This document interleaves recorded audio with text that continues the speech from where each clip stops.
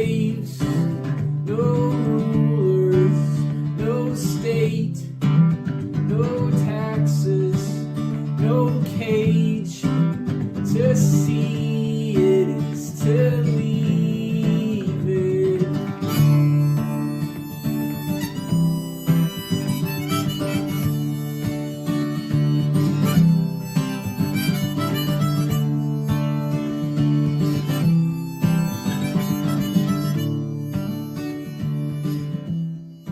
Don't panic.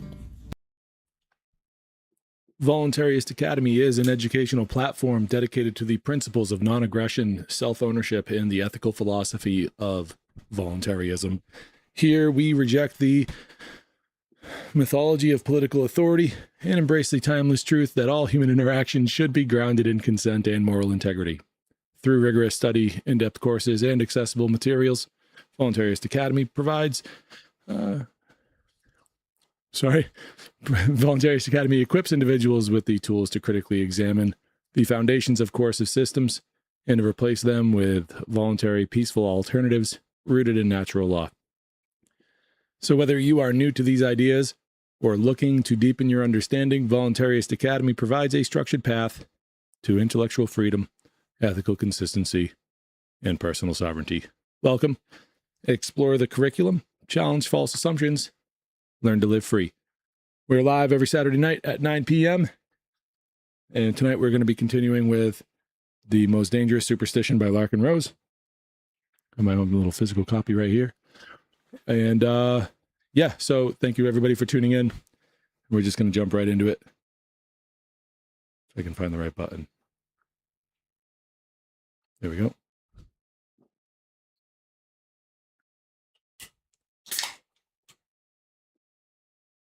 Part 3E, the effects of the myth on the advocates. Legalized aggression. While most people probably imagine themselves to be spectators when it comes to authoritarian oppression and injustice, in truth, nearly everyone is actually an advocate of government violence in one form or another. Anyone who votes, regardless of the candidate, or even verbally supports some policy or program of the government, is condoning the initiation of violence against his neighbors, even if he does not recognize it as such. This is because law is not about friendly suggestions or polite requests. Every so-called law enacted by politicians is a command, backed by the threat of violence against those who do not obey. As George Washington put it, government is not reason. It is not eloquence. It is force. Most people in their day-to-day lives are very reluctant to use threats or physical force against their fellow man. Only a tiny fraction of the many personal disagreements that occur lead to violent conflicts. However, because of their belief in government, nearly every advocates widespread violence without even realizing it. And they feel no guilt about doing so, because they perceive threats and coercion to be inherently legitimate when they are called law enforcement. Everyone knows what happens if someone gets caught breaking the law. It may only be a fine or a demand for payment under the threat of force, or it may be an arrest, which is forcibly taking someone captive. Or it may even result in law enforcers killing someone who continues to resist. But every law is a threat, backed by the ability and willingness to use deadly force against those who disobey. And anyone who honestly considers the idea will recognize that fact. But the belief in authority leads to a strange contradiction in how people see the world. Almost everyone advocates that law be used to coerce others to do certain things, or to fund certain things. However, while advocating such violence, knowing full well the consequences to any who are caught disobeying, those same advocates fail to recognize that what they are advocating is violence. There are millions, for example, who consider themselves to be peaceful, civilized people. Some even proudly wear the label of pacifist, while advocating armed robbery against everyone they know as well as millions of strangers. They see no contradiction because the robbery is given the euphemism taxation and is carried out by people who are imagined to have the right to commit robbery in the name of government. The level of denial which the belief in authority creates is profound. When advocating political violence, people accept no responsibility for the results. Those who apply for government benefits, for example, are asking to receive loot forcibly stolen from their neighbors via taxation. Likewise, applying for a government job amounts to asking that one's neighbors be forced to pay one's salary. Whether the person receives a direct payment or some service, program, or other benefit, he will usually accept the stolen property without the slightest hint of shame or guilt. He may otherwise be perfectly neighborly to the people whom he asked the state to rob. In no other situation does such a strange mental disconnect occur, not only for the one advocating the act of aggression, but also for the victim of it. If, for example, one person had paid an armed thief to break into his neighbor's house and steal some of his valuables, and the neighbor knew he had done so, such neighbors would probably not be on friendly terms, to say the least.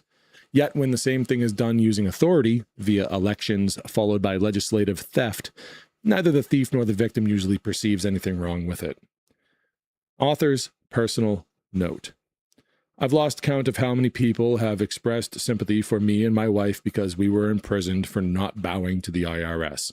But it never seems to occur to our non-anarchist acquaintances that we were caged by the very people they voted for disobeying commands which they advocated.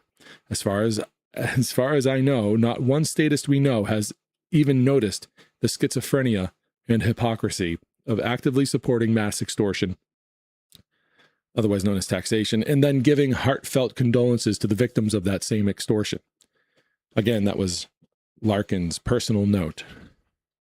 One can see the supernatural essence of authority in the fact that, among the people who will eagerly vote for their neighbors to be legally extorted and robbed, few would ask or pay mere mortals to do the same thing. Few people would feel justified in hiring a street gang to rob his neighbors in order to pay for his own child's schooling. But many millions advocate the same thing when they condone property taxes to fund public schools. Why do the two feel so morally different to them? Because those who believe in government believe it consists of something more than the people in it. It is imagined to have rights that no mere mortal has. From the perspective of the statist,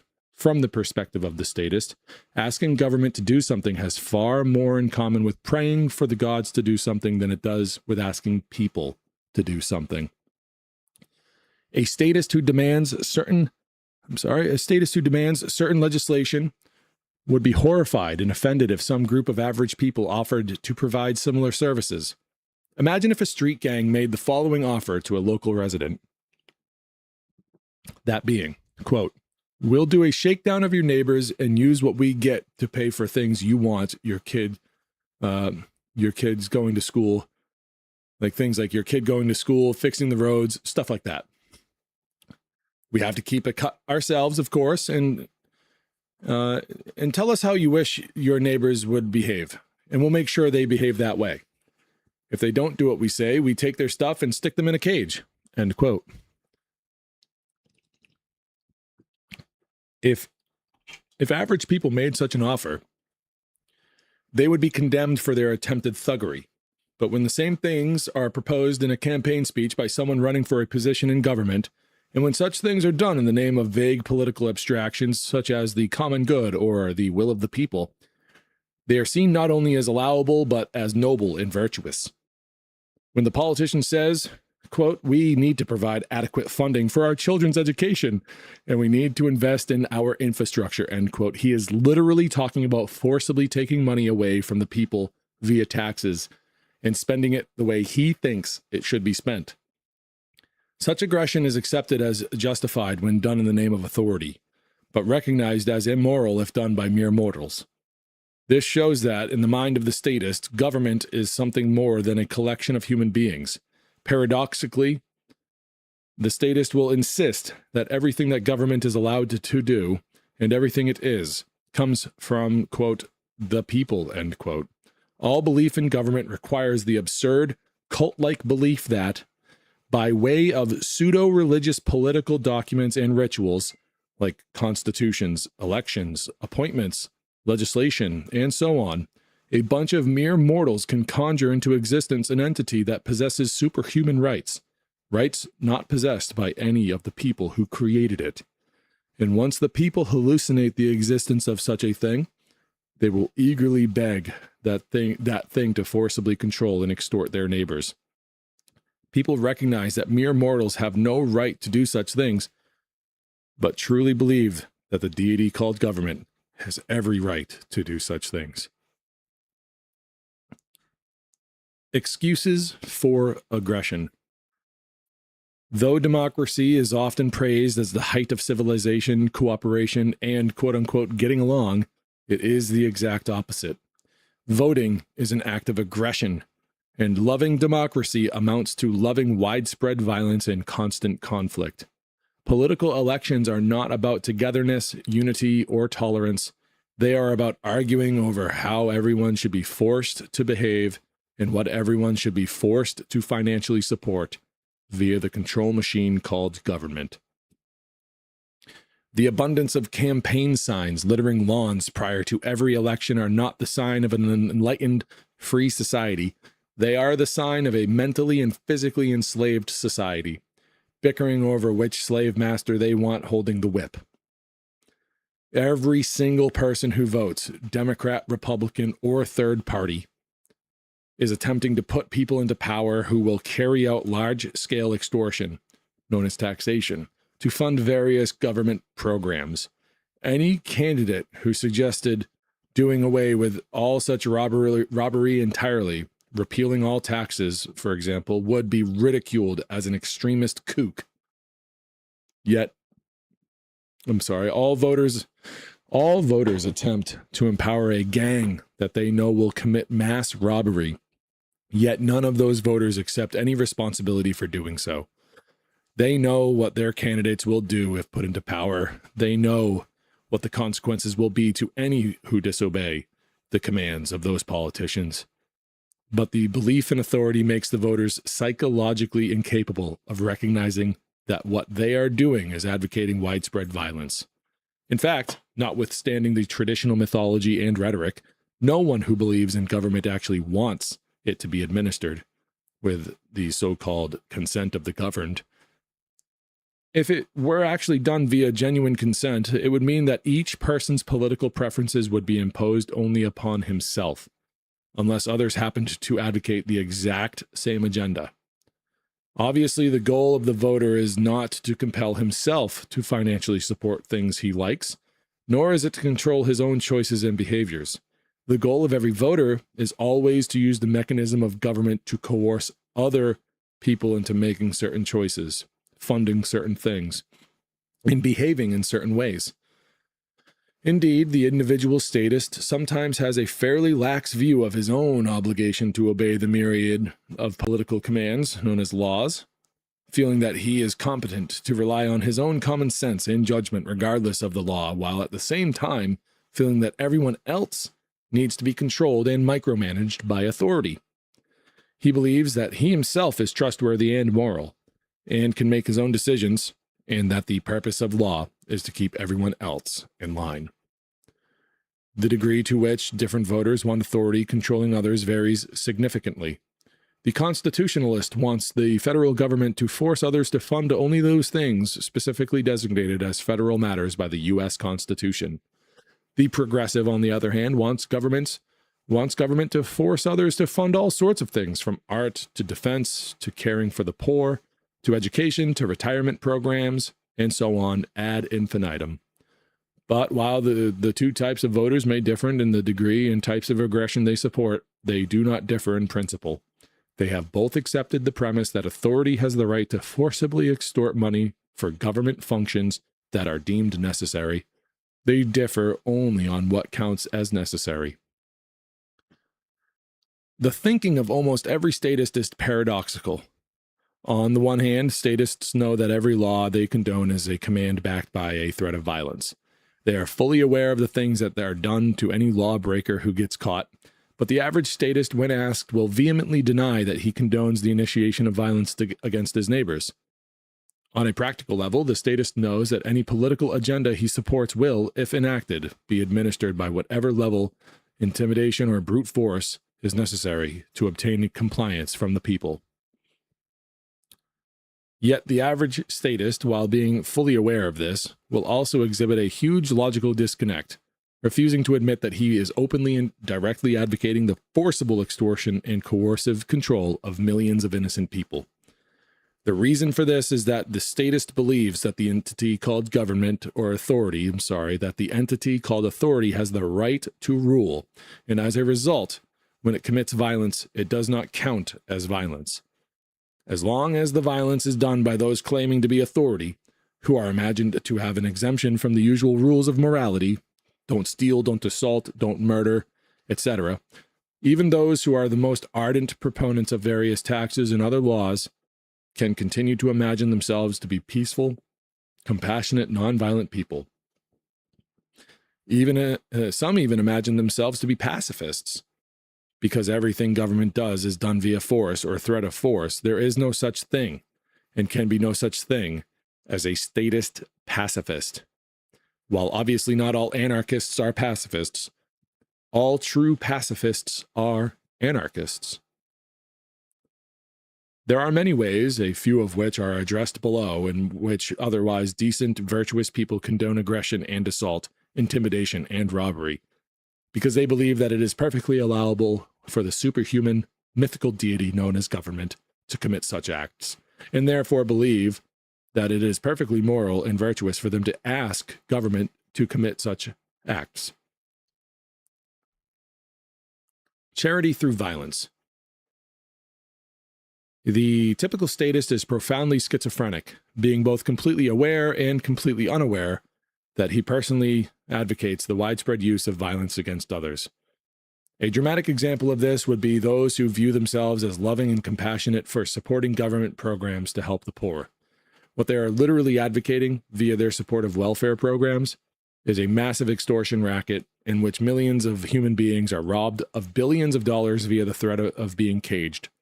Proponents of such charity through violence imagine themselves to be virtuous and caring because of what the needy may receive, while completely disassociating themselves from the threats, intimidation, harassment, forced seizures, and imprisonments which they know occur and which they know are essential to any welfare program.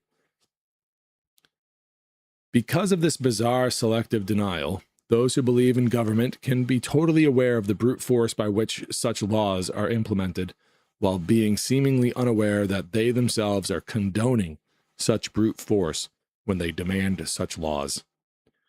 The belief in authority is what allows for this strange psychological contradiction, as it convinces the advocates of wealth redistribution schemes that the victims of legal extortion have an obligation to cooperate, and that the use of violence against those who do not pay their taxes is therefore justified. As a result, the basic measure of morality and virtue is turned completely on its head, with welfare advocates viewing themselves as compassionate for advocating violent theft, while viewing as despicable criminals any who try to avoid or resist that violence. Similarly, advocates of Social Security, a Ponzi-style wealth redistribution scheme, imagine themselves to be caring and compassionate. Blinded by their belief in government, they fail to recognize that they are not only forcing people into what is falsely represented as a government-run retirement scheme, government-funded retirement scheme, but are also adding insult to injury by insinuating that people cannot and should not be trusted to plan for their own futures. It takes a serious disconnect with reality for someone to vehemently support coercing people into participating in an investment program which invests in nothing and has no assets, and which has a return far worse than most real investments and actually does not guarantee any return at all. And then to feel noble and charitable for having forced people into such a scheme. Not only is there no Social Security account, individually or collectively, that is paid into, but the U.S. Supreme Court In a case known the case of Fleming versus Nestor, 363 U.S. 603. Google that. Has the U.S. Supreme Court has made it clear in that case that no one has any contractual rights to any Social Security benefits at all, regardless of how much they have paid into the system, and that Congress can cut off any or all benefits anytime it wants. Advocates of brutality. Quite often throughout history, heinous oppression has been supported by the people, in part because the people were unable to recognize evil as evil when it was committed in the name of law and authority. If the people truly believe that government has the right to rule, as almost everyone now believes, all sorts of authoritarian solutions will be supported, or at least passively accepted, by most people. For example, many Germans in the 1940s who themselves would never commit or condone private intimidation or assault, much less murder, nonetheless eagerly supported the idea of a legislative, government-approved, and government-administered solution to the so-called Jewish problem, as Hitler called it. It was officially sanctioned and done via law, so the people imagined themselves to be blameless for whatever happened, even if they vehemently advocated it. Americans today, suffering from selective denial, are quick to righteously condemn what other violent, oppressive regimes have done, but slow to recognize that, as a result of their own belief in authority, they too condone widespread draconian brutality in the name of the law. Even when oppression goes beyond mere threats and intimidation, and leads to constant, widespread open violence and brutality, most people, as a result of their belief in authority, are still unable to recognize it as evil. An obvious example is war. The nationalism that is so strong in authoritarians blinds them to the absolute evil which they condone and support in the name of national defense. In many cases, this blindness is intentional. Politicians and conservative voters alike complain when the blunt realities of war are shown to the American people. They want to wave their flag and cheer for their team, enthusiastically participating in the pack mentality, but they do not want to have to actually see the real-world results of what it is they support. They can be persuaded to proudly support the troops and believe in a supposedly righteous war in the abstract, as long as they are sheltered from having to see the carnage, like the blood and guts and body parts, which their patriotism, or so-called patriotism, is causing. Though love of one's country is still portrayed as a great virtue, the truth is that the killers on both sides of every war, including those fought for the most brutal, ruthless regimes in history, have been motivated by the feeling of righteousness that nationalistic pack mentality gives them. War could not happen at all without soldiers putting their devotion and loyalty to their own gang, tribe, or country above doing what is right. Patriotism and the belief in authority are the two key ingredients to war. The easiest way to dupe basically good people into committing evil is by portraying acts of aggression and conquest as fighting for one's country, so-called fighting for one's country. While rulers have long been practicing mind control over their subjects, in many cases the mind control of those who believe in authority is self-inflicted. They want to believe in their country, and in some righteous abstract principle, some ideal, they want to believe in some noble cause, like spreading democracy, without having to think of what is happening in simple, literal terms. It is easier to support mass murder when it is called war, and more so when it is called national defense.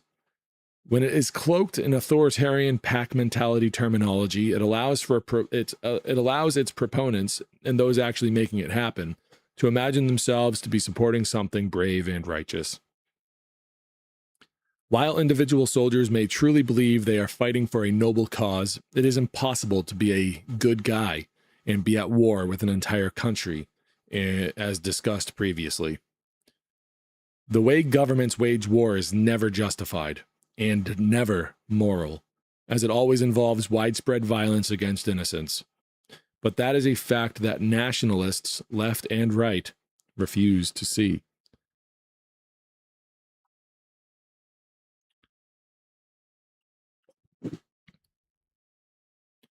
Another example of modern draconian brutality, legally committed in the free world, comes from the campaign of violence known as the War on Drugs. In the name of trying to stamp out a habit, not violence or theft or fraud, but a mere habit, millions of nonviolent, peaceful, productive human beings have been assaulted, terrorized, and caged. Enforcement of narcotics laws occurs in a particularly brutal, vicious way, with paramilitary invasions of private homes being commonplace, and many year imprisonments of victimless crimes being abundant. And the advocates of the war on drugs are well aware not only of the overtly violent enforcement actions, but also of the fact that the only measurable effects have been higher prices for certain mind-altering substances, more crime committed to pay for such substances, violent conflict between rival sellers of the substances, and more funds, weapons, power, and legislative permissions for those who wear the label of authority to harass and assault innocents.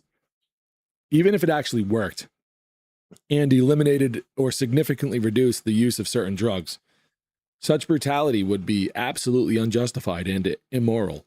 But even though it has utterly failed to get an inch closer to the stated goal, many conservatives enthusiastically cheer for more harassment, terrorism, and violence. To add hypocrisy to fascism, most of those conservatives drink alcohol and act morally identical to the behaviors they want authority to violently stamp out. And while millions of lives continue to be destroyed by that brutal draconian crusade, many statists eagerly blame the victims by declaring that they broke the law and therefore deserve whatever is done to them. So, to the supposedly moral and responsible conservative, even if a person has harmed no one and committed neither force nor fraud, if he has simply disobeyed the arbitrary decrees of his masters, he deserves to be assaulted, caged, or killed. And, of course, such conservatives view it as unforgivable if one of the targets of such fascist thuggery decides to fight back. From the twisted, delusional viewpoint of the devout nationalist authoritarian, it is noble and virtuous for the state mercenaries to violently assault and attempt to kidnap and cage a productive, peace-loving pot smoker, but heinously evil for that pot smoker to use violence to defend himself against such aggression. Such is the insanity caused by the superstition of authority. Forced benefits. Statists often defend taxation by arguing that the forced confiscation of wealth by government becomes retroactively justified when some of the confiscated money is spent in a way that benefits the one from whom the money was taken, or at least benefits society in general. For example, a statist may argue that if someone drives on a road that was funded in part by money taken from that person, or indirectly benefits from others being able to use the road, then that person should not complain about having been taxed to fund it. Ignoring the true nature of the situation, statists mischaracterize this as simply paying for services. No one would make a similar argument when authority is not involved. Suppose, for example, that a restaurant delivered a meal to someone who had not ordered it, and then sent over armed thugs to collect $100 from that person. If the person, after being extorted in that way, chose to eat the meal, no rational person would argue that that would make the restaurant's actions morally acceptable. Yet that is exactly analogous to the usual view of the statists, that if someone benefits from government services, he should not complain about taxes. The unstated premise is that legal robbery is perfectly legitimate as long as authority afterward provides some benefit to the one who was robbed. And it seems to make little difference to statists whether such a benefit is only direct, or is horrendously expensive, or is combined with all sorts of other things which do not benefit the person at all, or which the person morally opposes, like funding war, or abortion, or some religious or anti-religious agenda. This is because statists believe that ultimately it is the prerogative of those in authority, not of those who earned the money, to decide how that wealth should be spent, and that as long as the ruling class claims to be robbing and controlling the people for their own good, the peasants have no right to resist whatever coercion and violence the masters deem necessary. Violence for protection.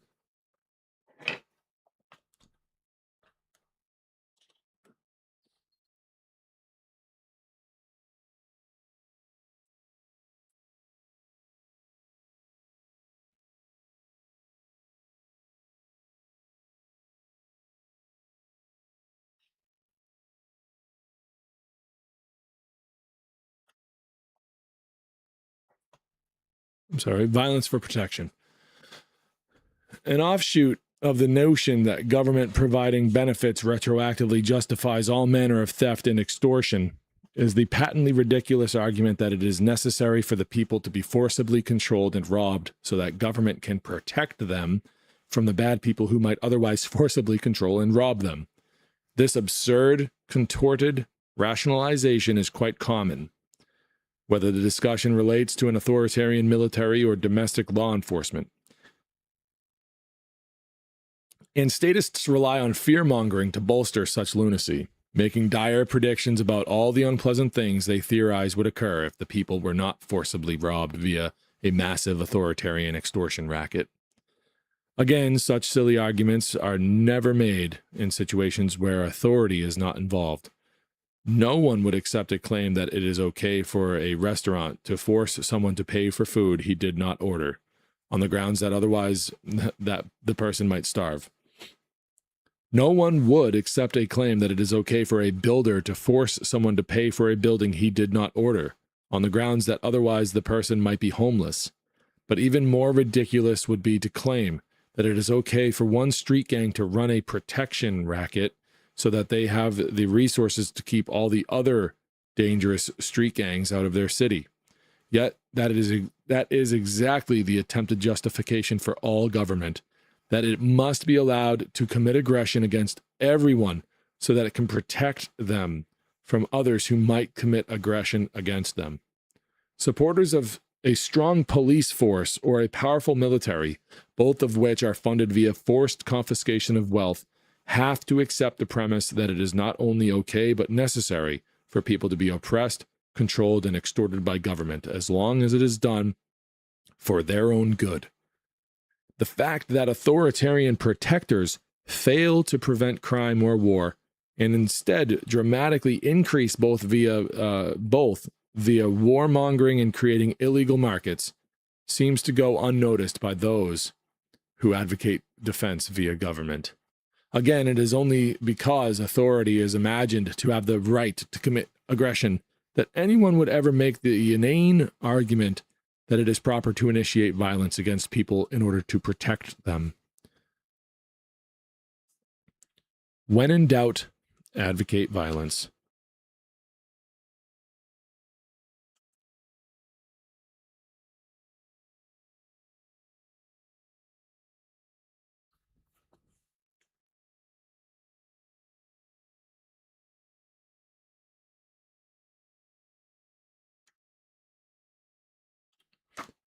Much of the time, people will even advocate a forcibly imposed authoritarian plan simply because they are not sure what would happen if they did not, or are not sure how something would be accomplished if people were left in freedom. For example, if someone has a hard time picturing how a completely private road system would function, he will usually advocate a government plan funded by coercion. If he is not sure how well free people could defend themselves without a standing army, he will likely advocate an authoritarian military solution, funded by coercive taxation. Those who believe in government advocate violence by default.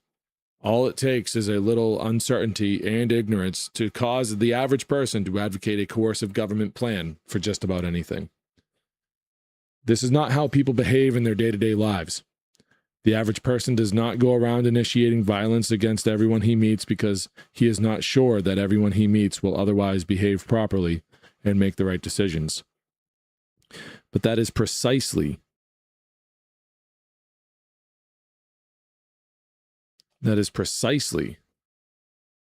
what most statists do via government. They advocate the widespread, forcible control of millions of human beings simply because they are not entirely sure that people, if left in freedom, would spend their money the way they should, treat others the way they should, find peaceful, effective solutions to problems, etc., etc., etc. By way of the superstition of authority, statists can comfortably advocate the violence subjugation of their neighbors, simply because they are not quite sure how their neighbors would otherwise behave.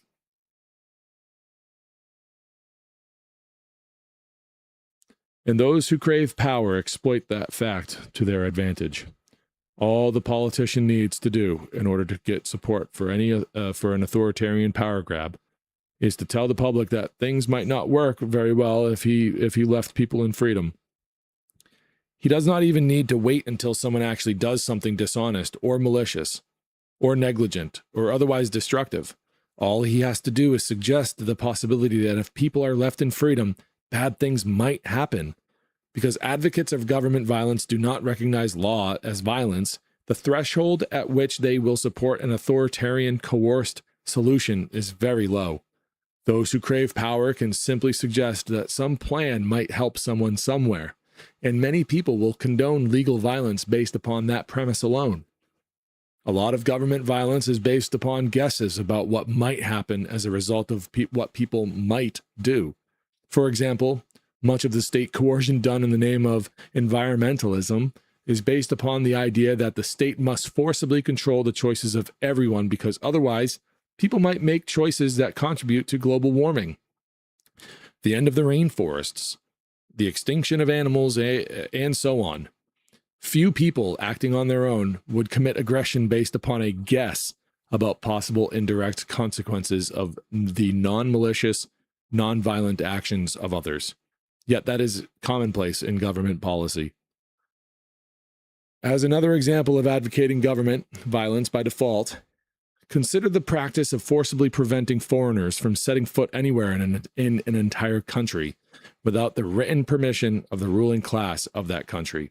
Such immigration laws create something akin to the war mentality, where an entire demographic category of people is criminalized and demonized, and subjected to acts of aggression based upon concerns about what some of those people might do.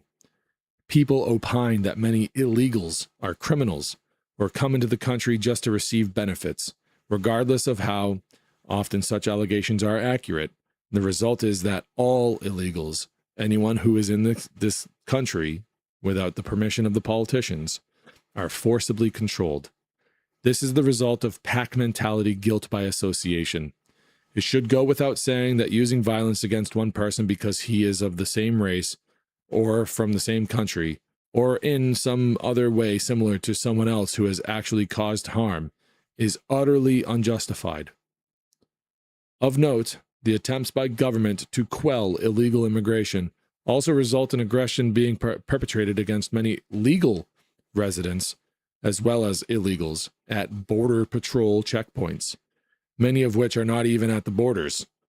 To stop and question everyone driving down a road because someone might be there illegally is precisely the kind of unjustified aggression commonly committed by government agents and rarely committed by anyone else. This violence by default can also be seen in the intrusive searches and interrogations of anyone who attempts to fly on a plane in the land of the free. For the owner of a plane to put conditions on anyone who wants to ride in his plane, and this would also apply to a train, a car, or anything else, is very different from a third party forcibly preventing anyone from riding on any plane anywhere in an entire country unless the would-be passengers first subject themselves to questioning, searches of their luggage, and even strip searches of themselves by the agents of the third party. People would never tolerate any private individual behaving this way, with the attitude of, quote, I'd better force my will upon everyone else, just in case, end quote. But for agents of authority, the tactic is commonplace, and people imagine it to be legitimate. In fact, they often demand that authority do such things. In their day-to-day lives, nonviolence is the default type of behavior for most people. While there are occasional physical conflicts, most people go to great lengths to avoid them, not only by trying not to start a fight, but also trying to defuse tense situations. Even when a fight does occur, both sides usually end up walking away. Each day, billions of people find ways to peacefully coexist, even when they have significantly different viewpoints, beliefs, and attitudes. But that is in their personal lives. When it comes to politics, violence is the default. Every voter, to one extent or another, seeks to have his own views and ideas forcibly inflicted upon everyone else through the mechanism of government. The default is not to let others do their own thing, or to try to get along peacefully. The default is to advocate aggression against absolutely everybody by way of the authoritarian coercion called law. There is a mind-bogglingly huge disconnect between what the average person views as civilized behavior on an individual basis and what he views as legitimate and civilized when it comes to the actions of authority. It is difficult to imagine anyone behaving in his personal life the way voters behave when it comes to politics. Such a person would constantly be robbing others, friends and strangers alike, of huge sums of money to fund things he deems important, as well as using threats, physical force, and even kidnapping to coerce others into making whatever decisions he thinks would be best for his victims or for society in general. In short, anyone who acted in his private life the way all statists act in the political arena would be immediately recognized as a thug, a thief, and a lunatic. But doing exactly the same things via government, advocating mass extortion and thuggery, is accepted by most as something that normal, civilized people should do. In fact, they sometimes refer to voting as a duty, as if it is actually immoral to not advocate the coercive controlling of one's neighbors. Amazingly and ironically, the only people who do not advocate constant widespread violence and coercion via government, anarchists and voluntarists, are usually viewed by the majority as being weird, uncivilized, and dangerous.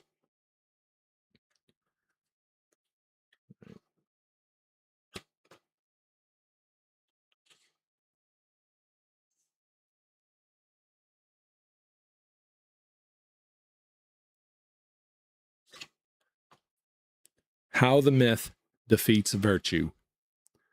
Almost all parents routinely send their children to completely contradictory messages. One being, it is inherently wrong to steal, hit, bully, etc. And the second one being, it is good to obey authority. Almost everything that authority does constitutes bullying, using violence or the threat of violence to control the behavior of others and take their property.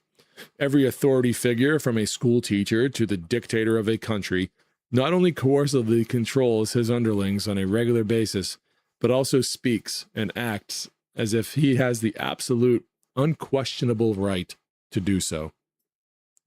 So the teacher is always forcibly imposing his will on the students, while at the same time telling them that it is wrong for them to forcibly impose their will on others. It is the ultimate example of the hypocritical message, do as I say, not as I do. If children were raised with the idea that it is inherently wrong to steal, hit, bully, etc., why would there be any societal need for them to also be taught to respect authority?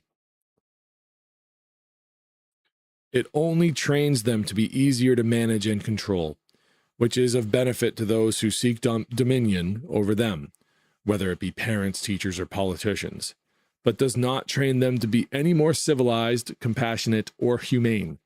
It does exactly the opposite, as the Milgram experiments demonstrated, okay? In short, children are taught how to be civilized human beings and then taught an insane superstition which overrides and renders obsolete everything they were taught about being civilized. This bizarre paradox can be seen all over the place in modern society.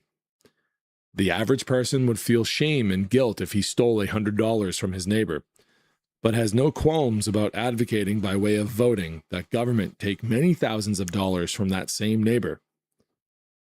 The average person will hold a door open for a stranger, but will at the same time advocate that that same stranger have much of his life forcibly controlled via the law. The superficial politeness and consideration most people exhibit is rendered meaningless and worthless by the massive levels of state coercion and aggression that they advocate. Even the Nazis had proper table manners, said please and thank you, but in German, of course, showed proper etiquette, and were generally courteous when they were not committing mass murder. There is a dramatic contrast between how nearly all statists treat others in their personal lives and how they advocate that government treat others via the law. Millions of people who would be very reluctant to physically hit another human being nonetheless proudly condone the violent subjugation or outright murder of thousands of people. They call it supporting the troops. Some statists even say that they oppose the war but support the troops. This is comparable to saying that one opposes rape but supports rapists. Because government troops always use coercion and violence against innocents, in addition to whatever defensive force they use, supporting the troops necessarily means supporting oppression. But because of pack mentality and an emotional attachment to one's fellow countrymen, many people try to disassociate, quote unquote, the troops from what it is that all troops do. As another example of how the belief in authority distorts perception, many welfare recipients openly admit that, given the choice between accepting voluntary donated gifts from people they know and receiving something that government forcibly took from a complete stranger, they prefer the latter, because it is, in their mind, the less shameful of the two options. The fact that anyone would ever prefer accepting stolen property over accepting compassion and generosity shows just how profoundly the belief in authority warps people's sense of morality. In short, every statist, everyone who believes in government, deceives himself into believing that he is a good person who supports good things and opposes injustice, hallucinating in himself a respect for his fellow man, while at the same time advocating that his fellow man be forcibly controlled, extorted, imprisoned, or even killed. The authority superstition is burrowed into the minds of the masses so deeply that they can advocate evil on a massive, nearly incomprehensible level, while still imagining themselves to be charitable and compassionate. They demand that government do things that they would never dream of doing on their own. They imagine themselves to be nonviolent, civilized, enlightened beings, while routinely advocating that all of their neighbors be robbed and forcibly controlled, and put into cages or killed if they resist. In truth, mankind's superficial charity, compassion, and civility is nothing but a cruel joke when compared to what almost everyone will do, or what they will ask others to do, in the name of authority. Many parents and teachers regularly repeat what is perhaps the most basic rule of humanity, sometimes called the Golden Rule. Treat others the way you want to be treated.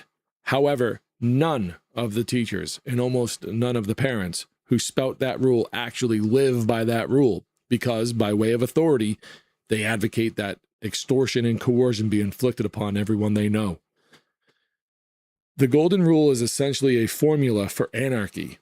If someone does not like to be dominated and forcibly controlled by others, he should not advocate that others be dominated and forcibly controlled. If one wants to be left in peace, he should leave others in peace. If one desires the freedom to run his own life, he should allow others the freedom to do likewise. To put it bluntly, advocating aggression against others, including via any form of government, is utterly incompatible with being a charitable, considerate, compassionate, kind, decent, loving human being.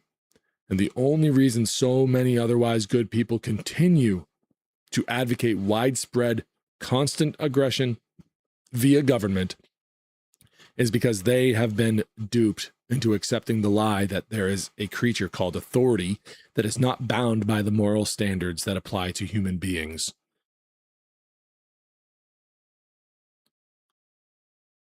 Liberal cowardice. To be blunt, people want authority to exist because they themselves are immature cowards. They want an all-powerful entity to impose their will on others. This takes different forms in different varieties of political advocacy, but the basic motivation is always the same. The liberal, for example, resents reality. He does not want a world in which suffering and injustice are possible. But instead of doing what he can as a human being, he wants government to do it for him. He wants some magical entity to make sure that everyone, himself included, is fed, housed, and taken care of, no matter how lazy or irresponsible they are. Instead of trusting human beings to take care of each other, he wants a superhuman authority to guarantee housing, food, healthcare, and all sorts of other things for everyone. He wants it so badly that he refuses to accept the obvious truth that no such guarantee is ever possible, and that if mere mortals do not take care of themselves and each other, nothing else will take care of them. One second.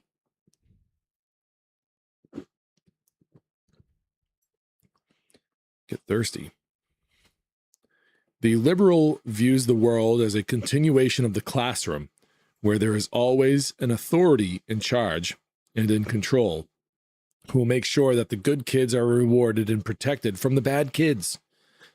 Each child is told what to do, and each child is taken care of. And all that is asked of him is that he does as he is told. He is expected to bear no responsibility at all for his own well-being, except through his obedience to the authorities. He does not provide his own food, or his own shelter, or his own protection, or anything else.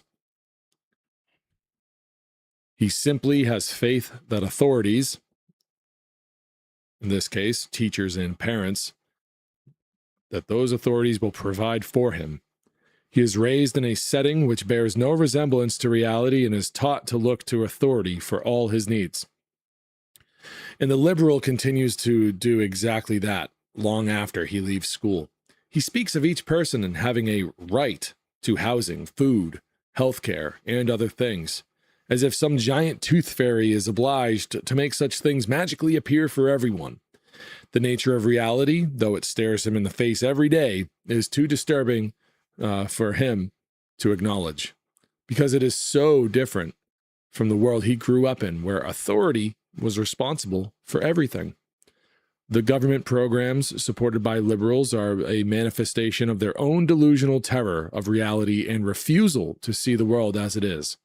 They fear uncertainty so much that they try to hallucinate into existence a superhuman entity like government that can that can somehow overcome all the uncertainties of reality and create an always safe, always predictable world. And when the mythological savior not only fails to fix the world, but makes everything far worse, as happened with the collectivist regimes of the Soviet Union, Cuba, China, and many others, the liberal still refuses to let go of his blind faith in the omniscient, omnipotent God called government. A simple analogy makes all liberal political theory collapse. If 100 people were shipwrecked on an island, what would it even mean to say that everyone there has a right to food, or that everyone has a right to healthcare, or the right to a job, or the right to a living wage? If, for example, someone has a right to housing, and housing comes only from the knowledge, the skills, and effort of other people, it means that one person has the right to force another person to build him a house. This is exactly what happens in a larger context when liberals advocate that some people be forcibly robbed via taxation in order to provide benefits for others. The notion that people, by virtue of their mere existence, are entitled to all sorts of things which come into being only as the result of human knowledge and effort, is delusional. The logical result of this supposedly loving and compassionate viewpoint is violence and slavery. Because if one's need entitles him to something, that means that it must be forcibly taken from anyone else who has it or can produce it, if he will not supply it willingly. The fact that such a short-sighted, animalistic attitude, called collectivism, is portrayed as a progressive, compassionate philosophy does not change the fact that it is, in reality, indistinguishable from the philosophy of rats and cockroaches.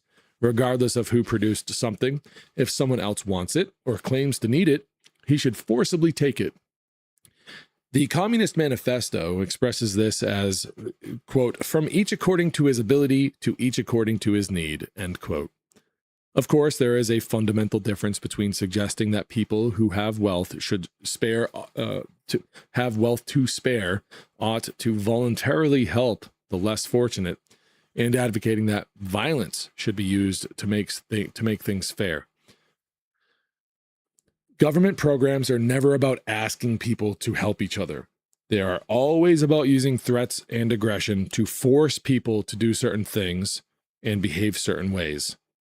But the myth of authority allows liberals to advocate widespread, constant violence and intimidation, while still imagining themselves to be caring and compassionate. In essence, what political leftists want is an all-knowing, all-powerful mommy to force people to share and play nice, and they ignore the fact that there is no such thing, and that imagining such a thing only adds violence, suffering, and misery to society. Conservative cowardice. As much as political liberals want a giant mommy state to protect and take care of everyone, political conservatives want a giant daddy state doing the same thing. The results are slightly different, but the underlying delusion is the same. The desire for an all-powerful authority to protect humanity from reality. The right-wing delusion focuses less on motherly pampering and handholding, and focuses more on fatherly protection and discipline. Conservatives want authority to be used to create a big, powerful protection machine, and to firmly impose morality upon the population, which they imagine to be necessary for the survival of mankind. Their denial of reality is just as strong as that of the leftists. Again, the island analogy demonstrates the point well.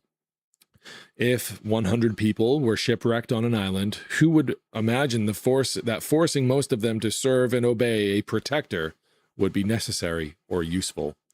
And who would imagine that letting one or two of them forcibly impose their morals on the rest would make such a group more virtuous? A conservative daddy form of government is the equivalent of a disciplinarian father who acts as protector of the family from outside forces, the equivalent to a government military, and protector of each member of the family from others in the family, the equivalent of domestic law enforcement, and the one who keeps undesirables away from the family, the equivalent of immigration laws, as well as the enforcer of morality who punishes family members who disobey the rules. This last item equates to laws against pornography, prostitution, gambling, drug use, and other habits and behaviors which, although they do not constitute force or fraud against anyone, are thought by many to be destructive, physically, morally, or spiritually, to those who engage in them. But trying to forcibly impose morality is more damaging than the behaviors themselves. Aside from the fact that no one has the right to forcibly control the non-violent choices of another, it is also horribly dangerous to set the precedent that it is okay to use violence to stamp out unseemly or distasteful behavior. Once such a premise is accepted in principle, human society will be a constant war of everyone against everyone. There will never be a time when everyone shares the same values and viewpoints. Peace and freedom cannot exist if every difference of opinion and every difference in lifestyle or behaviors leads to violent conflict via government coercion. Civilization, a state of peaceful coexistence, is not the result of everyone believing the same thing, but of people agreeing to refrain from initiating violence, even against people who do not believe the same things. Conservative statism, just as much as the liberal version, guarantees perpetual strife and conflict because it seeks to override free will and individual judgment with the so-called morality of a ruling class, whose first principle is forced conformity and sameness. Of course, violence cannot create virtue, even if it sometimes creates obedience. So all attempts by authority to coerce people into being moral and virtuous are doomed to fail, and ultimately do nothing but increase the levels of violence and conflict in society. Okay, I just want to take a quick break. Let people, maybe go and take a break, get a beverage. We are nearing the halfway point of today's, so conservative. Yeah, we're just about at the halfway point of tonight's broadcast. Look at that. Look at that. The studio's falling apart. We'll put the book back up here. The Most Dangerous Superstition by Larken Rose. And I want to thank everybody for tuning in. I'm going to take a quick view at the chat real quick, see if anyone's having a good conversation. All right, let's see. All right, we'll come back to that later, perhaps. And then thank you for dropping comments in the chat. Thanks for keeping the conversation going, everybody. Really cool. Voluntaryistacademy.com is my website. Check it out. Go over there. You can find us on all sorts of social media. Over there, you can get the resource on the resources page. You can download your own copy of a bunch of PDFs that I've sourced from the internet, which you could go and find yourself on places like archive.org and stuff like that. But I've taken out some of the legwork, just a little bit of the legwork there. Save you a couple of clicks. You can come to my website and download those PDFs right from the resources page. Pretty much everything on the resources page has been covered on the channel. I've read in their entirety or in part every single one of these PDFs. Like, for instance, in part, Anarchy and the Law, which is a compilation of different essays and whatever, but it's edited by Edward P. Stringham. I've read a couple of things out of that. And so, yeah, just come on over, hang out, and download some PDFs and bring them home with you. You can sign up to the newsletter.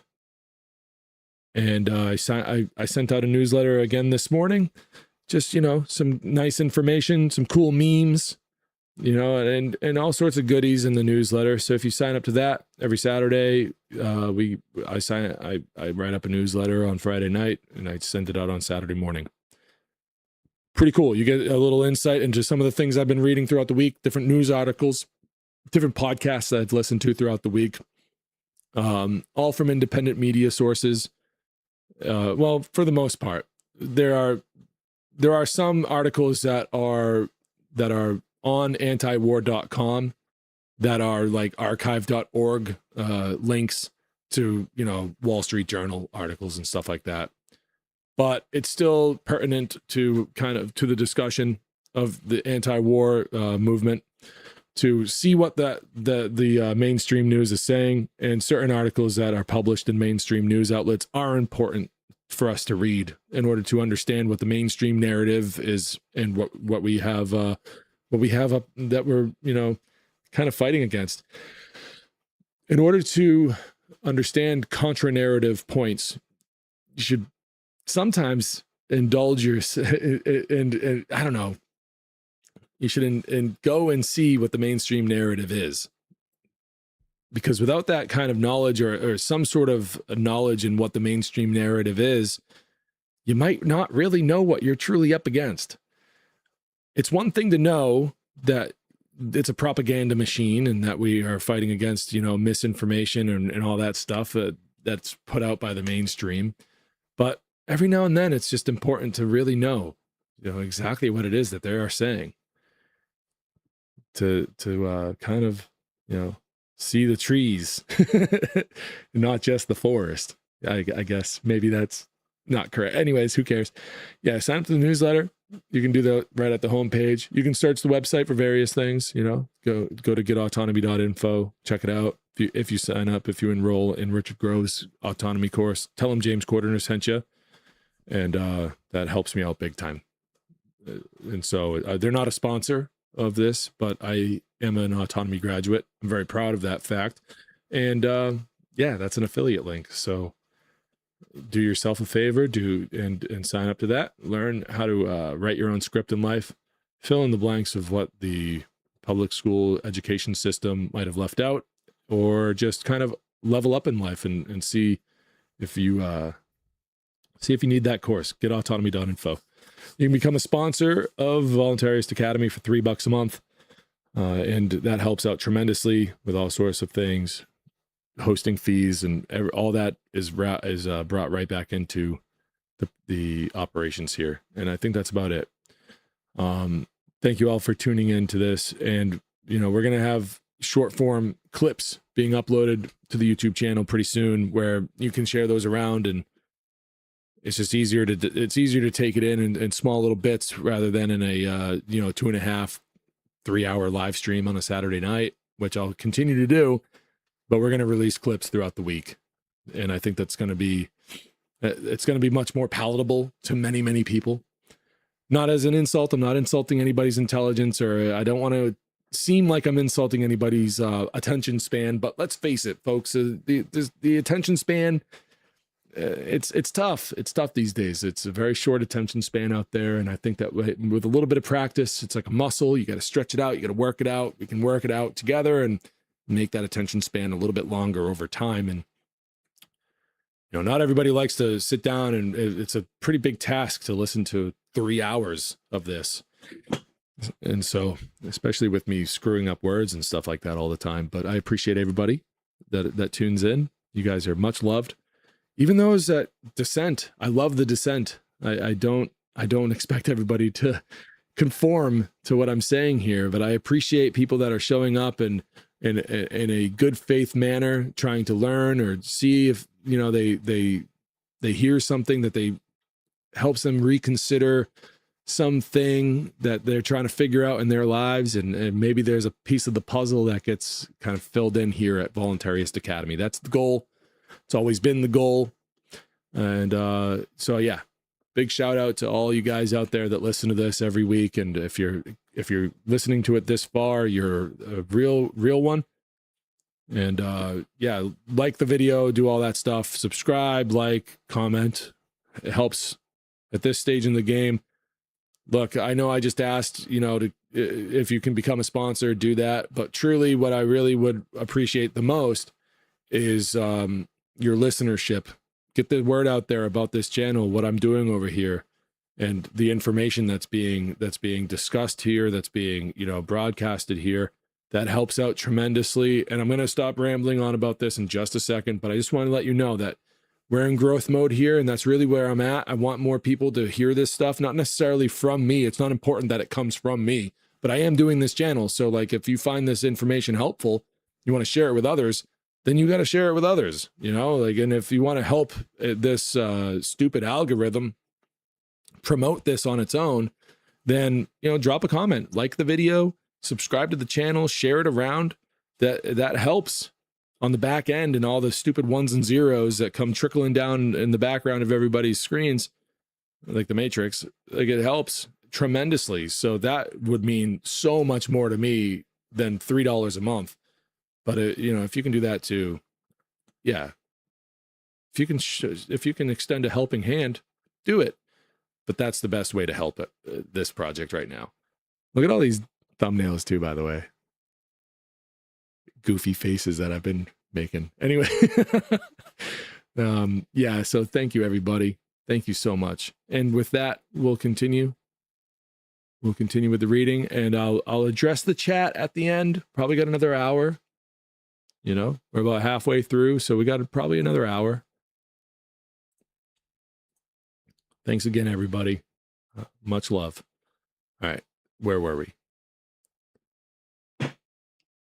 Let me take a sip of my beverage.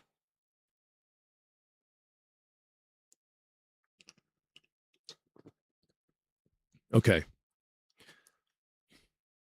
It's a little uncouth to drink on camera, you know what I mean? So, true tolerance.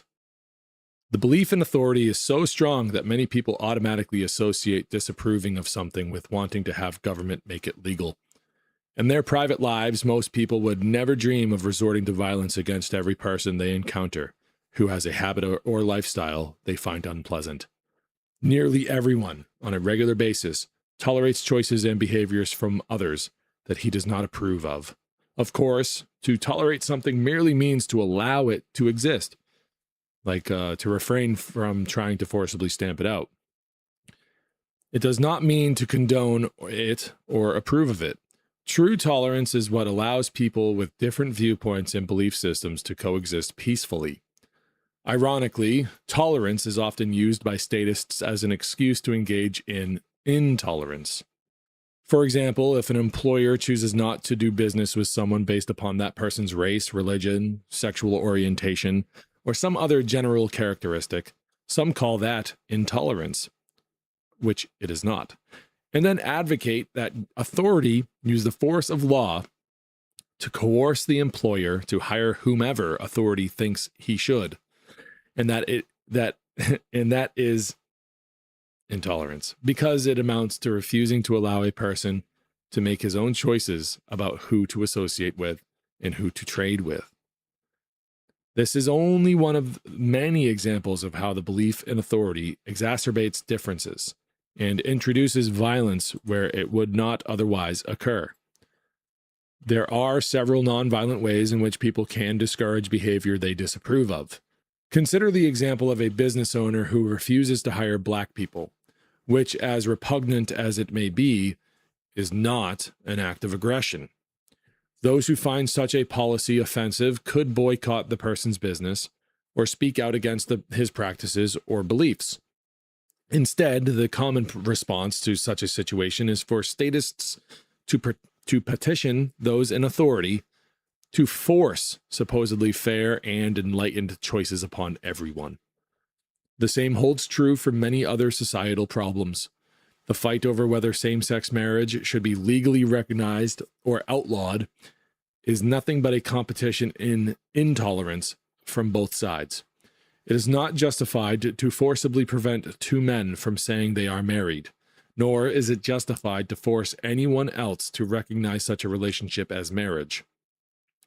The notion that everyone has to have the same idea of what constitutes marriage or anything else is a symptom of conformity fascism.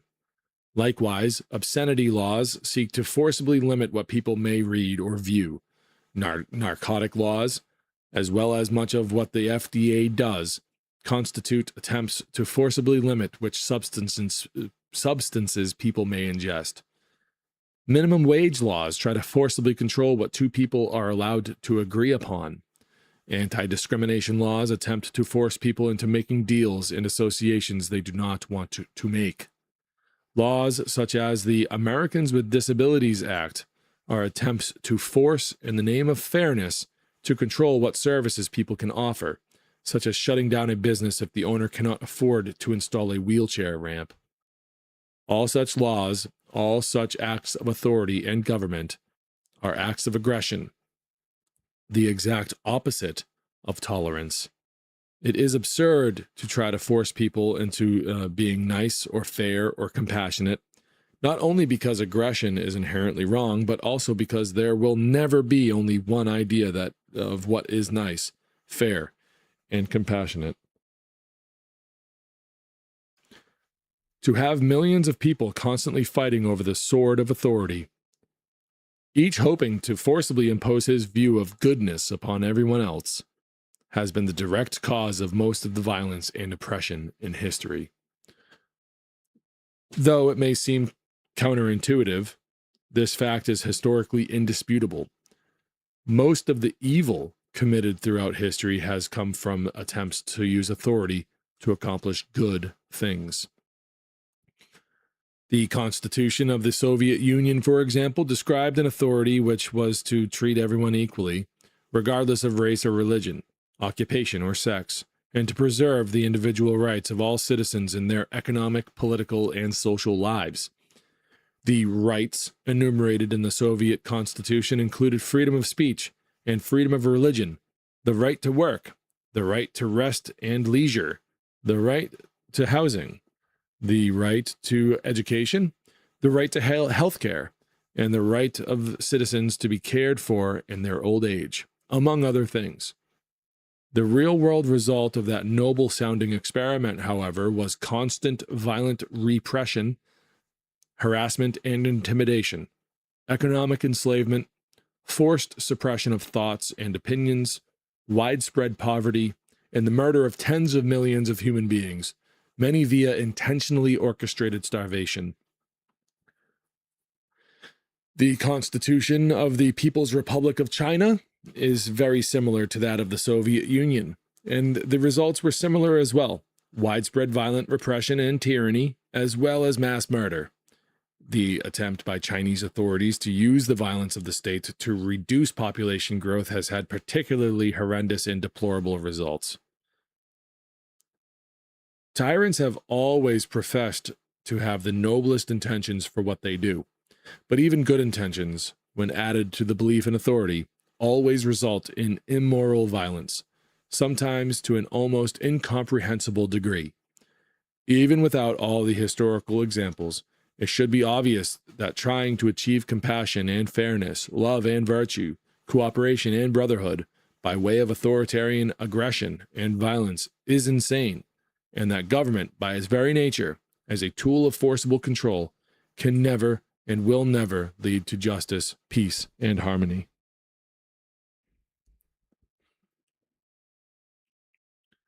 It is also worth noting that the political left and right are both enamored with the concept of equality, with the political right pushing for equality under the law and the left pushing for equality of outcomes.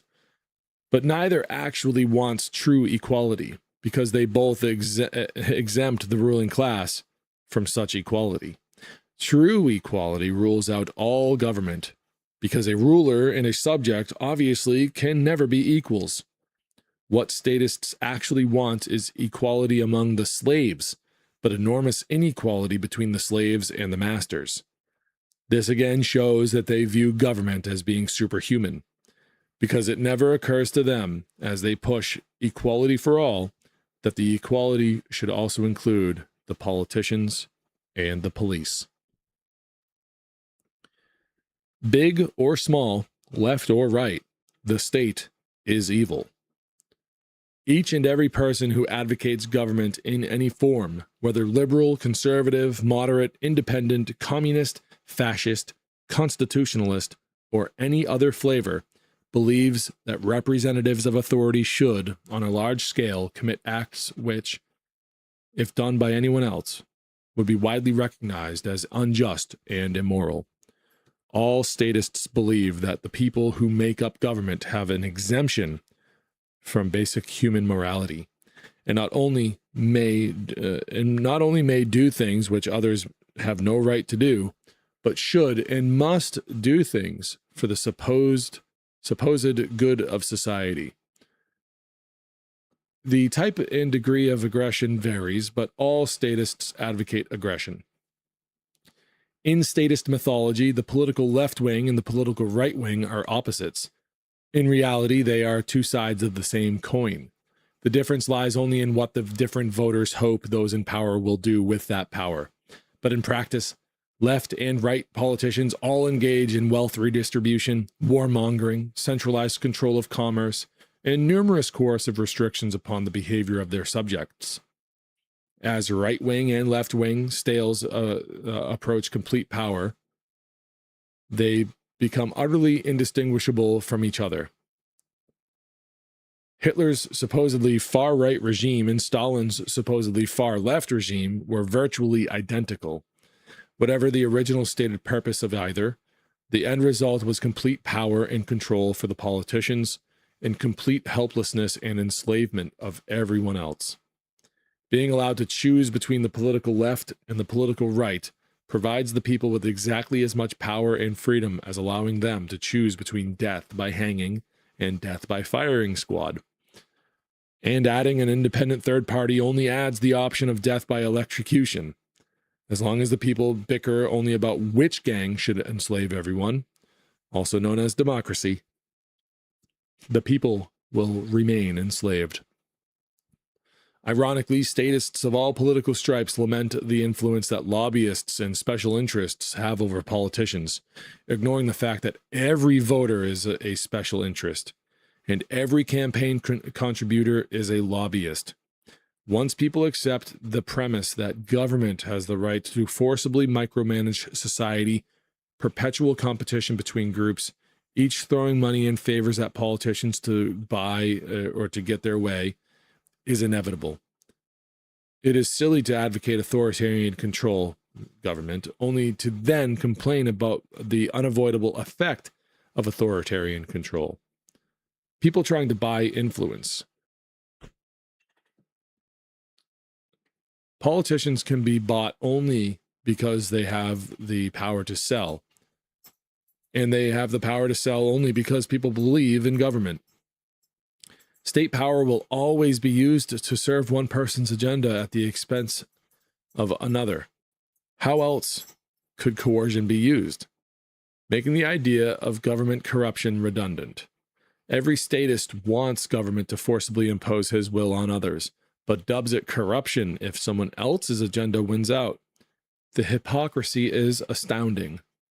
Likewise, conservative pundits on talk radio and elsewhere sanctimoniously chastise liberals for advocating the forced redistribution of wealth, while the pundits do exactly the same thing for slightly different purposes.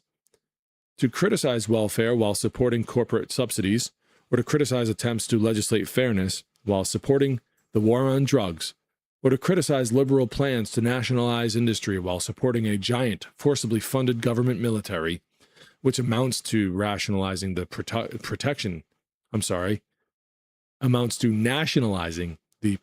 industry, shows a complete absence of philosophical principles. At the same time, it is equally hypocritical for liberals to righteously condemn right-wing warmongering while supporting a giant, intrusive, vicious extortion racket known as taxation, or to complain about the intolerance of the right while advocating all manner of authoritarian behavioral controls. In truth, there is no real difference between the philosophical principles of one statist and another, because they both accept the premise that a ruling class with the right to control and rob the population is necessary and legitimate. The only argument after this is one of principle, but simply a debate, not one of principle, but simply a debate over how the loot should be distributed and what choices should be forced upon the peasants. There is no such thing as a tolerant liberal or a tolerant conservative, because not one of them tolerates people spending their money and controlling their own lives. Okay, narrator's note. This PDF is filled with errors. Thank you for sticking with me.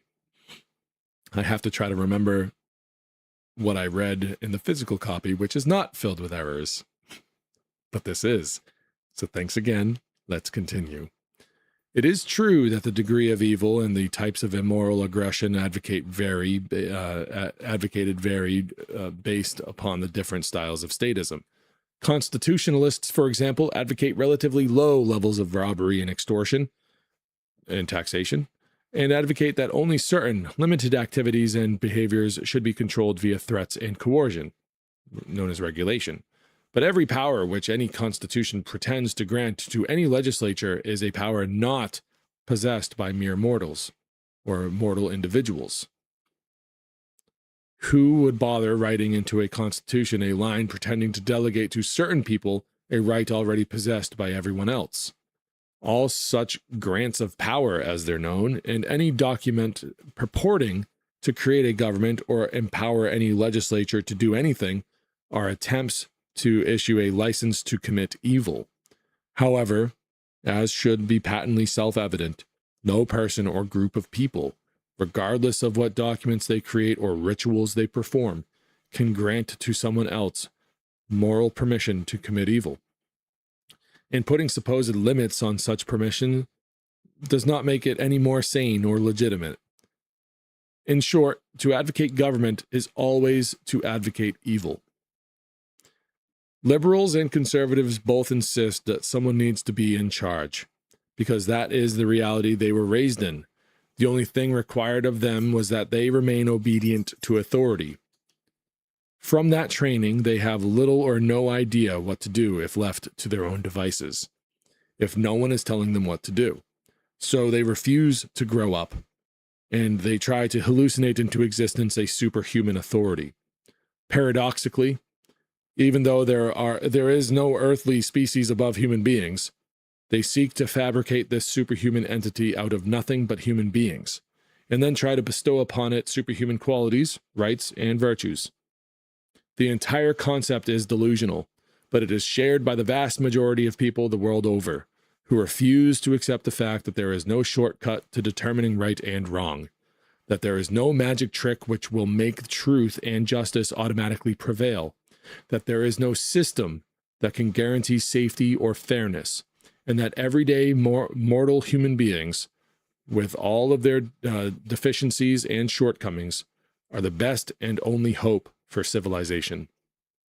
There is no tooth fairy, or Santa Claus, or magical entity called government, which can make an immoral species behave morally, or make a group of imperfect people function perfectly. And the belief in such an entity, rather than being merely pointless and ineffective, drastically increases the overall stupidity, conflict, injustice, intolerance, violence, oppression, and murder in human society. Nonetheless, most of those indoctrinated into the worship of government would rather cling to their familiar, horribly destructive, heinously evil, profoundly anti-human superstitions than grow up and accept the fact that there is no one above them, and there is no giant mommy or daddy to save the day, that they are at the top, and that each of them is personally responsible for deciding what he should do, and then doing it. Sadly, they would rather suffer the hell of perpetual war and total enslavement than face the uncertainty and responsibility that comes with freedom. The belief in authority negates and overrides nearly all the positive effects of religious and moral beliefs. What most people call their religion is empty window dressing, and what most people tout as their moral virtue is irrelevant, as long as they believe in the myth of authority. Christians, for example, are taught things such as, if someone strikes you, turn the other cheek, or love your neighbor, and even love your enemy, and do unto others as you would have them do unto you. Yet every so-called Christian who believes in government constantly forsakes these principles, advocating constant aggression against everyone, friend and enemy, neighbor and stranger, via the cult of government. To put on a show of being pious, religious, compassionate, loving, and virtuous, while voting for a gang that promises to use violence to control the actions of everyone you know, is the height of hypocrisy. To refrain from personally robbing one's neighbor while pushing for someone else to do it is both cowardly and hypocritical. Yet almost every Christian and every member of every other religion does such things on a regular basis, by way of political advocacy. As mentioned before, faith in government is a purely religious belief. As such, the vast majority of those who wear the label atheist are not actually atheists, because they believe in the God called government. They do not recognize it as a religious belief, of course, but their belief in that ethereal, superhuman savior of mankind, known as authority, is as deep and faith-based as any other religious belief. Ironically, atheists are often quick to point out the destruction that has been committed throughout history in the name of religion, but fail to notice the gruesome results of the god they bow to, government. The atheists are absolutely right to point out that when churches were the accepted authority, the organizations thought to have the right to forcibly control others. Many of them committed large-scale, heinous acts of terrorism, torture, and murder. But what most modern atheists fail to recognize or realize, despite the clear evidence staring them in the face, is that they are members of the most destructive church in history, the Church of Government, which has managed to wreak havoc, death, and destruction on a level far beyond what even the most vicious churches of the past did. For example, over the span of 200 years, around 1 or 2 million people were killed in the religious wars known as the Crusades. In comparison, in half that amount of time in the 20th century, over 100 times as many people were killed by the progressive policies of collectivist governments. Advances in technology no doubt played a large role in the increases in death. But the point is, whether the mask of authority is worn by a church or a state, the superstition is horribly dangerous, and the results horribly destructive.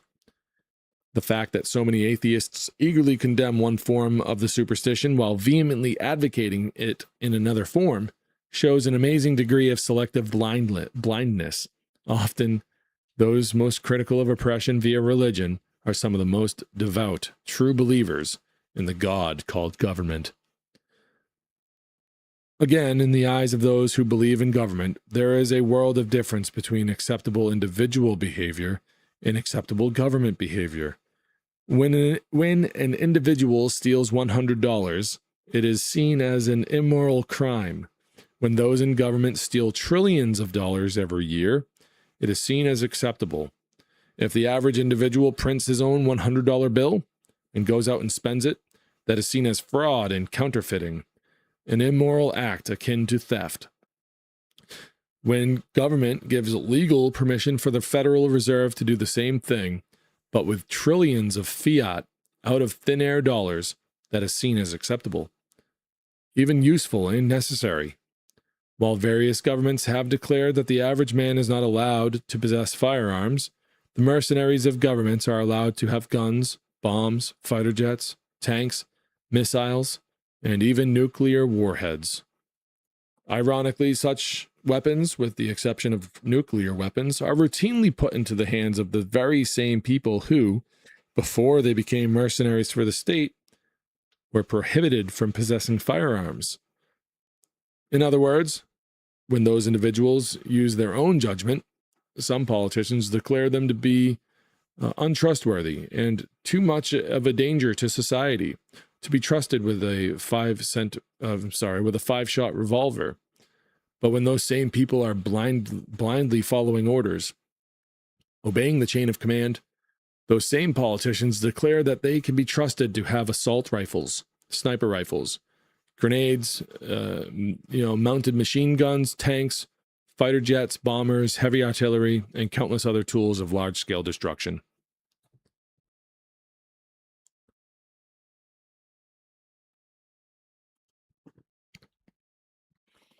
In addition to the huge chasm between the masses between what the masses perceive to be acceptable individual behavior and acceptable government behavior, the public sense of when government has gone too far seems almost random.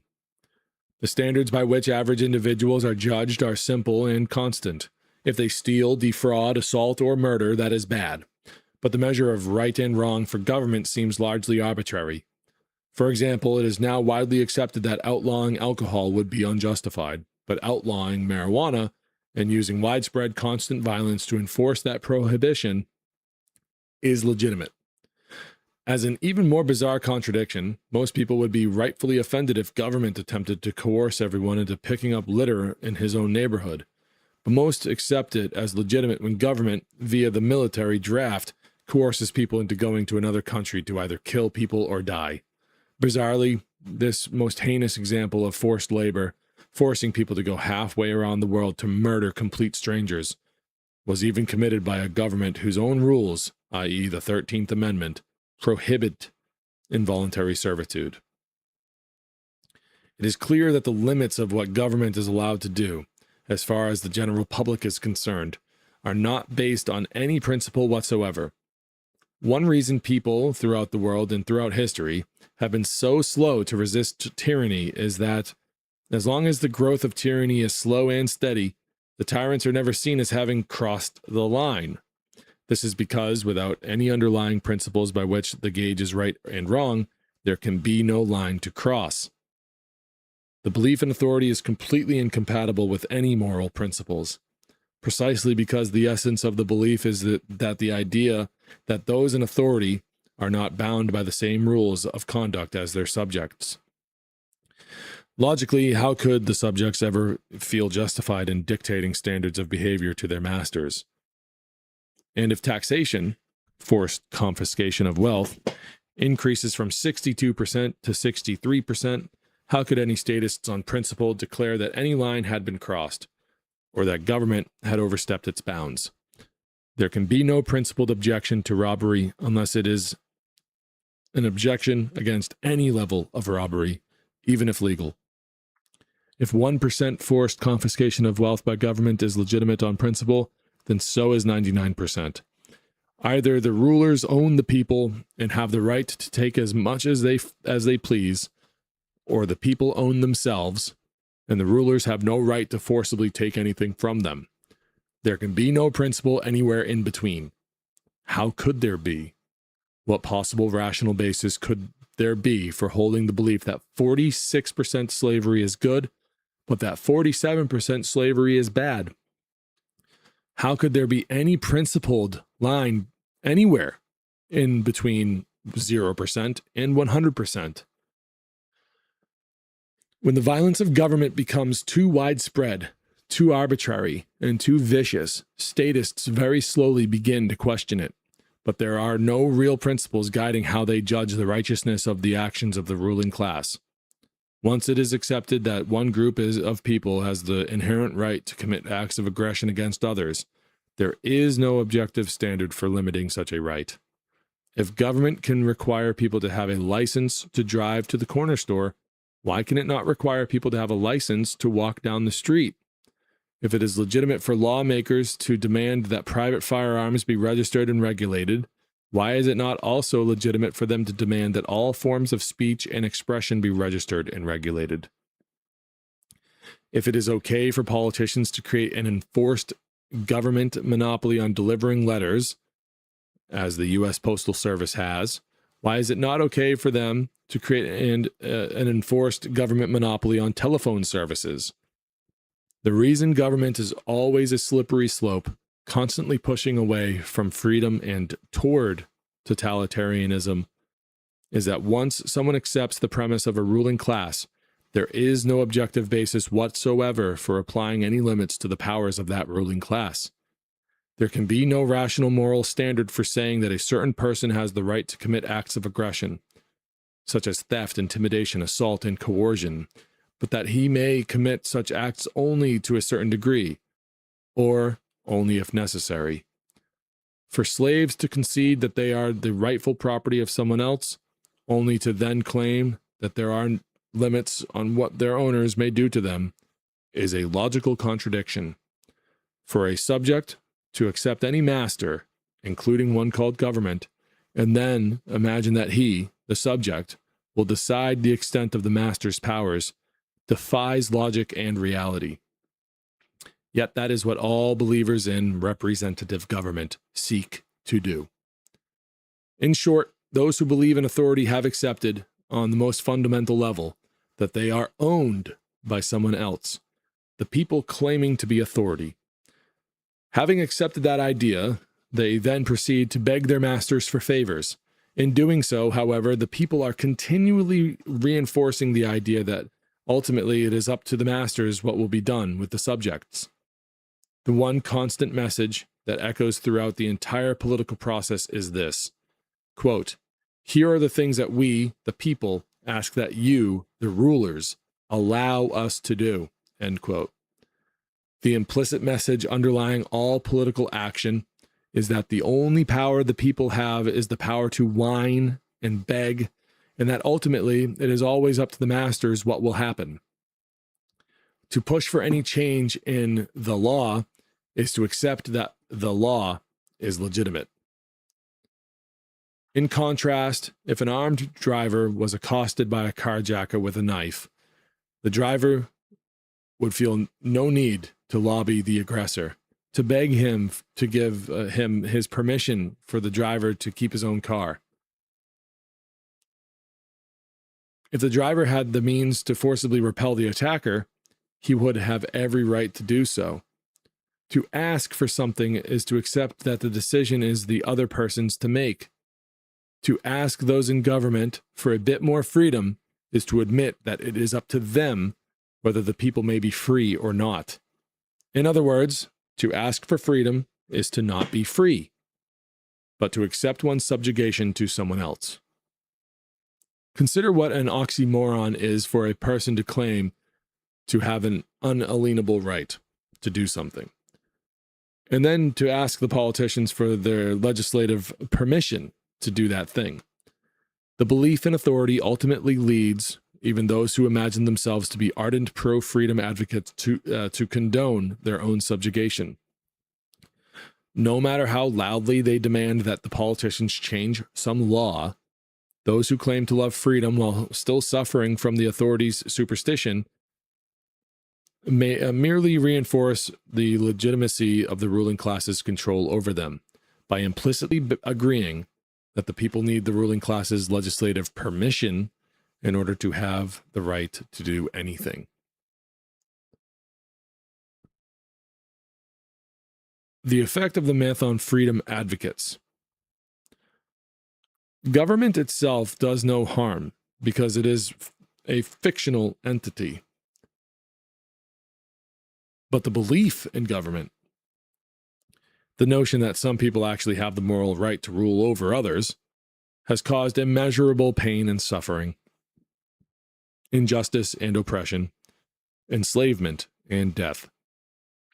The fundamental problem does not reside in any set of buildings or any group of politicians or any gang of soldiers or enforcers. The fundamental problem is not an organization that can be voted out or overthrown or reformed.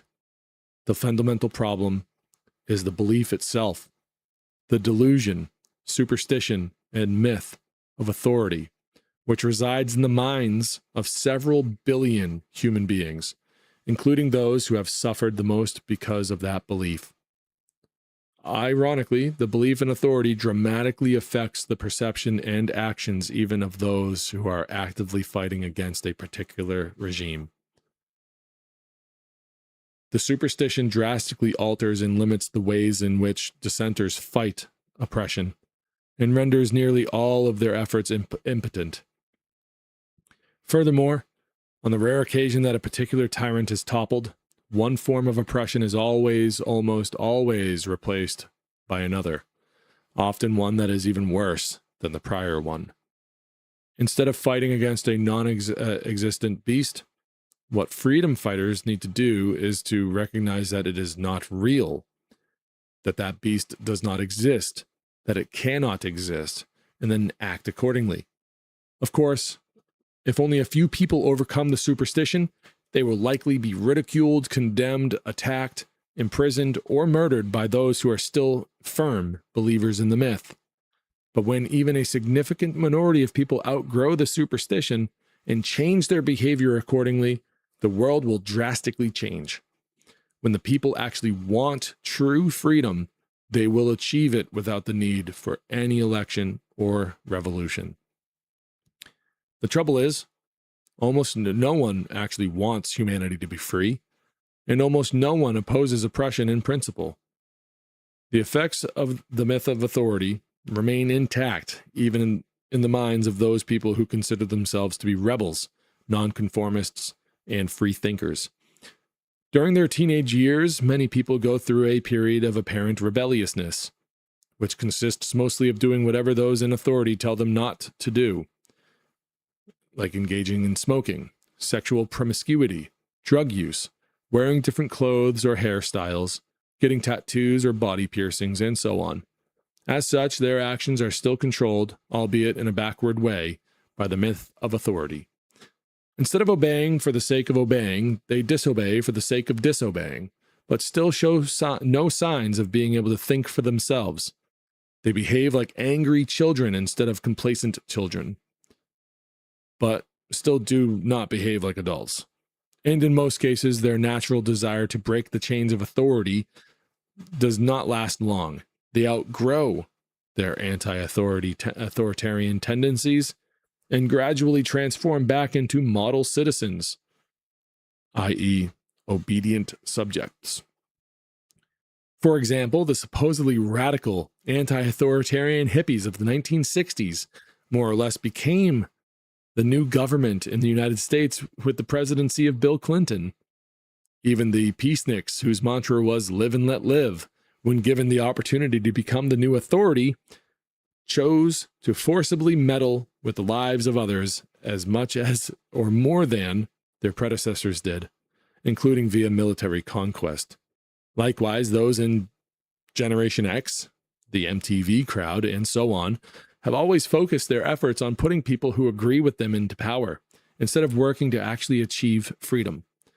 There is a fundamental difference between having complaints about a particular ruling class and recognizing the opposing the insanity of authority in principle. In short, in all the various societal manifestations of so-called rebelliousness and nonconformity, almost none have actually escaped the myth of authority. Instead, they have merely attempted to make a new authority, a new ruling class, a new government, a new centralized machine of coercion through which they could forcibly subjugate and control their neighbors. In short, nearly all so-called rebels are phonies who pretend to be resisting the man, but who really just want to be the man. And this should be expected. If one starts with the assumption that there should and must be an authority, and that a government exerting control over a population is a legitimate situation, why would anyone not want to be the one in charge? Each person, by definition, wants the world to be the way he thinks it should be. And what better way could any person accomplish that than they themselves becoming king? If someone accepts the notion that authoritarian power is valid, why would he not want it to be used to try to create the world that as he wants it to be? This is why the only people who truly advocate freedom in principle are anarchists and voluntarists. People who understand that forcibly dominating others is not legitimate, even when it is called law, and even when it is done but in the name of the people or the common good. There is a big difference between striving for a new, wiser, nobler master and striving for a world of equals where there are no masters and there are no slaves.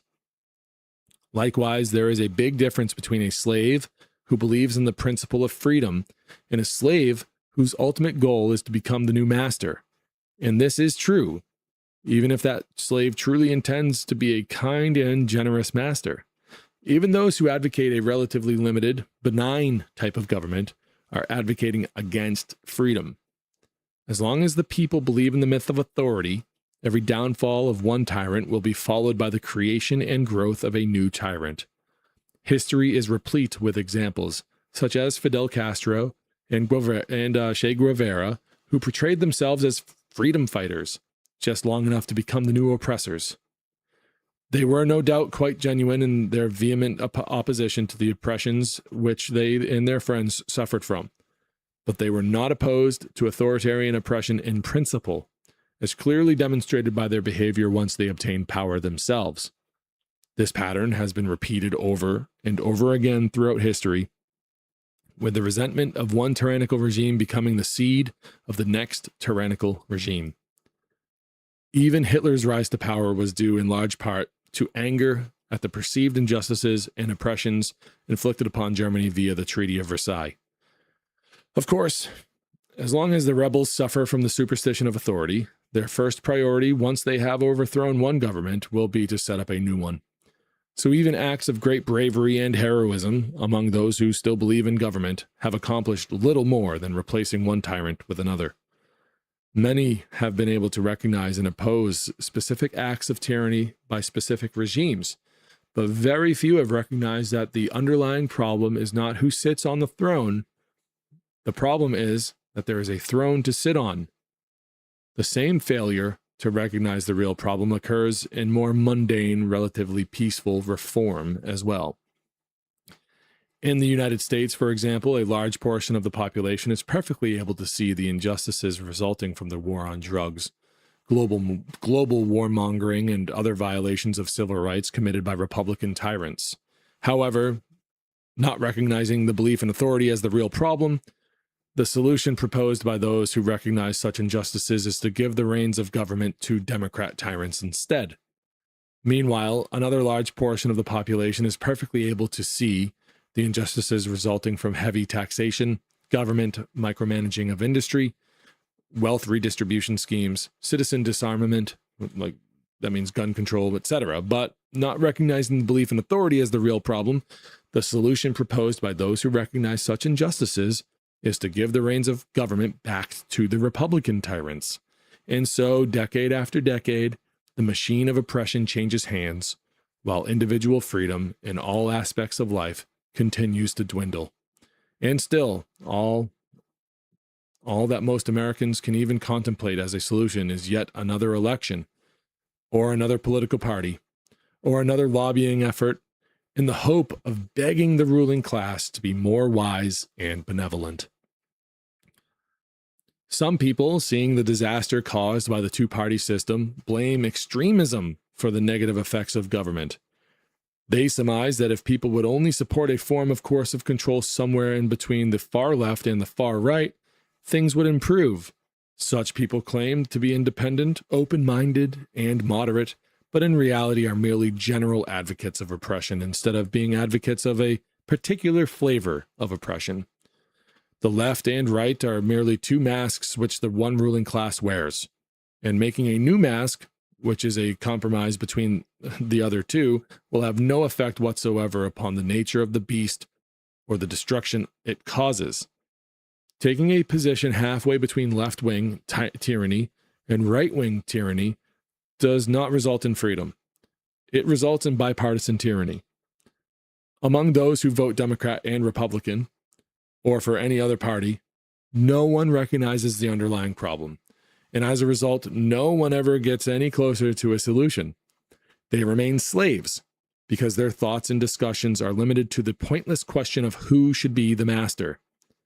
They never consider, and dare not allow themselves to consider, the possibility that they should have no master at all. As a result, they focus entirely on political action of one kind or another. But the foundation of all political actions is the belief in authority, which is the problem itself. So the efforts of statists are, and always will be, doomed to fail. Unfortunately, this is also true of the less mainstream, supposedly more pro-freedom political movements, including constitutionalists, the Libertarian Party, and others. As long as they think and act within the confines of the government game, their efforts are not only completely incapable of solving the problem, but actually aggravate the problem and by inadvertently legitimizing the system of domination and subjugation, which wears the label of government.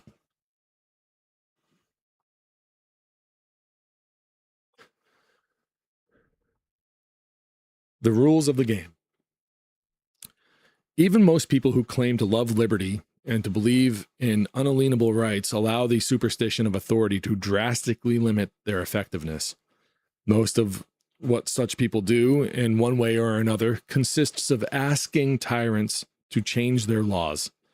Whether activists campaign for or against a particular candidate, or lobby for or against a particular piece of legislation, they are merely reinforcing the assumption that obedience to authority is a moral imperative.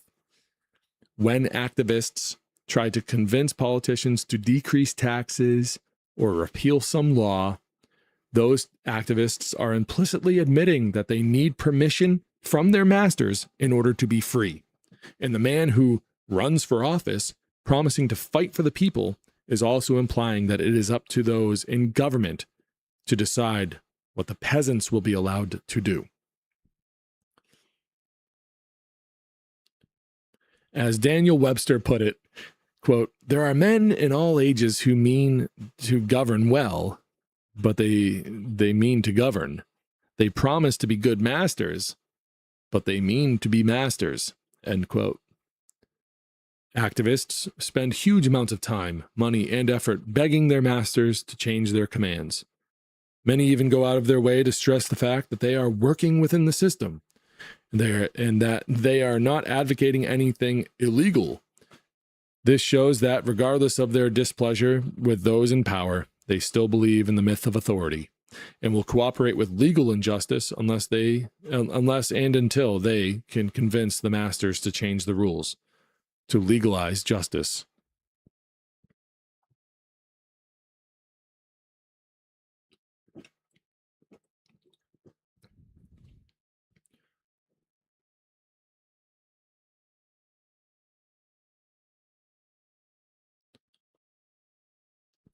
While the intended message of dissenters may be that they disapprove of what the masters are doing, the actual message that all political action sends to those in power is, quote, "We wish you would just change your commands, but we will continue to obey whether you do or not," end quote. The truth is, one who seeks to achieve freedom by petitioning those in power to give it to him has already failed, regardless of the response. To beg for the blessing of authority is to accept that the choice is the master's alone to make, which means that the person is already, by definition, a slave. One who begs for lower taxes is implicitly agreeing that it is up to the politicians how much a man may keep or what he has earned. One who begs the politicians not to disarm him via gun control is, by doing so, conceding that it is up to the master whether to let the man be armed or not. In fact, those who lobby for politicians to respect any of the people's unalienable rights do not believe in unalienable rights at all. Rights which require government approval are not unalienable and are not even rights.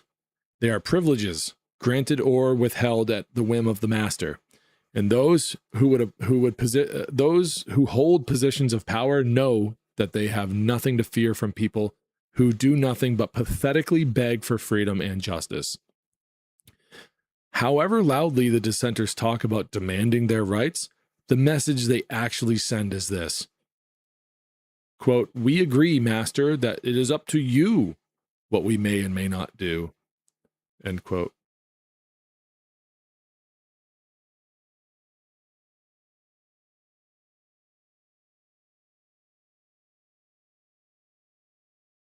The underlying message can be seen in all sorts of activities mistakenly imagined to be forms of resistance. For example, people often engage in protests in front of government buildings, carrying signs, chanting slogans, sometimes even engaging in violence. Hold on a second.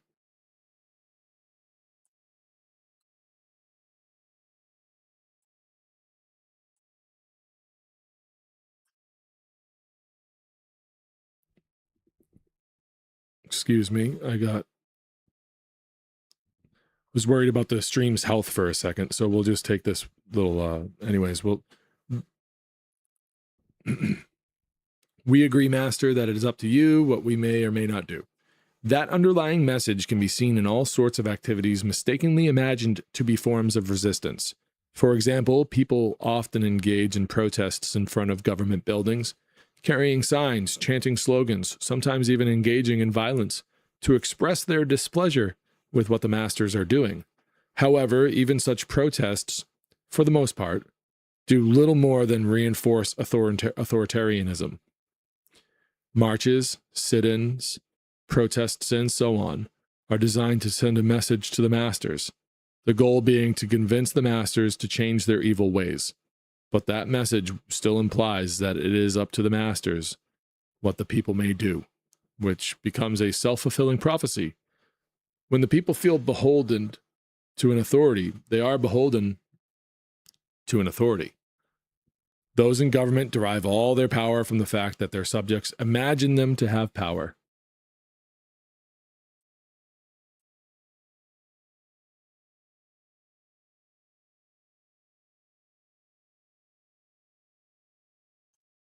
Okay, if there's a problem with the audio, just let me know in the chat. I got distracted at the tail end of that last section because I'm getting a notification here in my stream, in my OBS, that there could very well be a problem with the audio, but luckily I'm recording, so, and we'll edit this out in the long run, but luckily I'm recording, so if the audio is shit, excuse my language, but if it's subpar audio, then we'll just replace it with the recording. To continue. Legitimizing oppression. The harder people try to work within any political system to achieve freedom, the more they will reinforce in their own minds and the minds of anyone watching that the system is legitimate. Petitioning politicians to change their laws implies that those laws matter and should be obeyed. Nothing better shows the power of the belief in authority than the spectacle of 100 million people begging a few hundred politicians for lower taxes. If the people truly understood that the fruits of a man's labor are his own, they would never engage in such lunacy. They would simply stop surrendering their property to the political parasites. Their trained-in desire to have the approval of authority creates in them a mindset not unlike the mindset of a slave. They literally feel bad about keeping their own money and making their own choices without first getting the master's permission to do so. Even when freedom is theirs for the taking, statists continue to grovel at the feet of megalomaniacs, begging for freedom, thus ensuring that they will never be free. The truth is, one cannot believe in authority and be free, because accepting the myth of government is accepting one's own obligation to obey a master, which means accepting one's own enslavement. Sadly, many people believe that begging the master via political action is all they can do. So they forever engage in rituals which only legitimize the slave-master relationship, instead of simply disobeying the tyrants. The idea of disobeying authority, breaking the law, and being criminals is more disturbing to them than the idea of being a slave.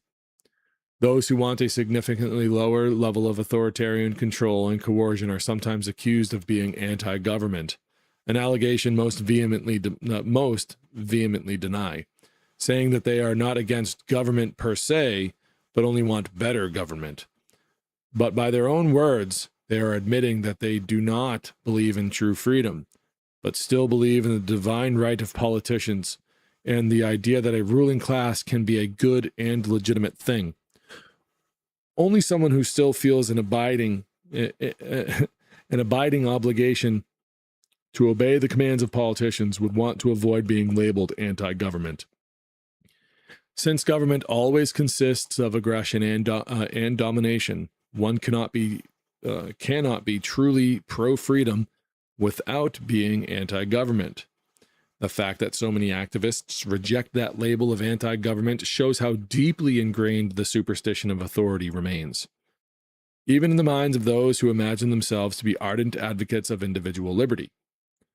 All right, one particularly fascinating phenomenon is worth mentioning here. Outraged by authoritarian injustice, but still unwilling to give up the authority superstition in themselves, many in the growing freedom/militia/patriot movement continue to seek or claim to have found some legal remedy which will persuade tyrants to leave them in peace. Over the years, one theory after another has surfaced alleging the existence of some secret government form or some legal trick or some official procedure which can free an individual from the control of government. Sadly, this demonstrates only that such people are still doing nothing more than looking for a way to get permission to be free. But the road to true freedom has never been and will never be a new political ritual or a new legal document or argument or any other form of political action. The only road to true freedom is for the individual to let go of his own attachment to the superstition of authority. The libertarian contradiction. Perhaps the best illustration of how the belief in authority warps thinking and gets in the way of achieving freedom is the fact that there is a libertarian political party. The heart and soul of libertarianism is the non-aggression principle, the idea that initiating force or fraud against another is always wrong, and that force is justified only if used in defense against aggression. The principle is perfectly sound, but trying to make it a reality via any political process is completely self-contradictory, because government and non-aggression are utterly incompatible. If the organization called government stopped using any threats or violence except to defend against aggressors, it would cease to be government. It would have no right to rule, no right to legislate, no monopoly on protection, and no right to do anything which any other human being does not have the right to do. One excuse for libertarian political activism is the claim that society can transform from its current authoritarian arrangement into a truly free society only if it does so slowly and gradually. However, that has never happened and will never happen for a very simple reason. Either there is a such thing as authority or there is not. Either there is a legitimate ruling class with the right to rule everyone, or each individual owns himself and is beholden only to his own conscience. The two are mutually exclusive paradigms. It is impossible for there to be an in-between, because whenever there is a conflict between what authority commands and what one's individual judgment dictates, it is impossible to obey both. One must outrank the other. If authority outranks conscience, then the common folk are all the rightful property of the ruling class, in which case freedom cannot and should not exist. If, on the other hand, conscience outranks authority, then each person owns himself, and each must always follow his own judgment of right and wrong, no matter what any self-proclaimed authority or law may command. There cannot be a gradual shift between the two, nor can there be a compromise. Trying to convert libertarianism into a political movement requires a mangled, perverted hybrid of the two options.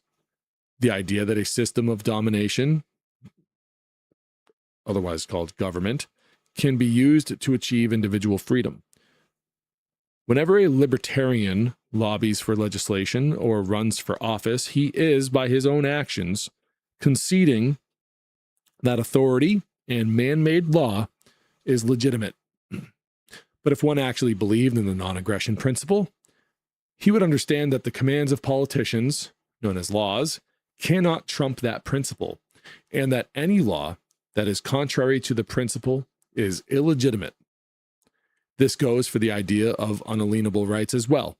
If an individual has an inherent right to do something, then by definition, he does not need any permission from tyrants to do it.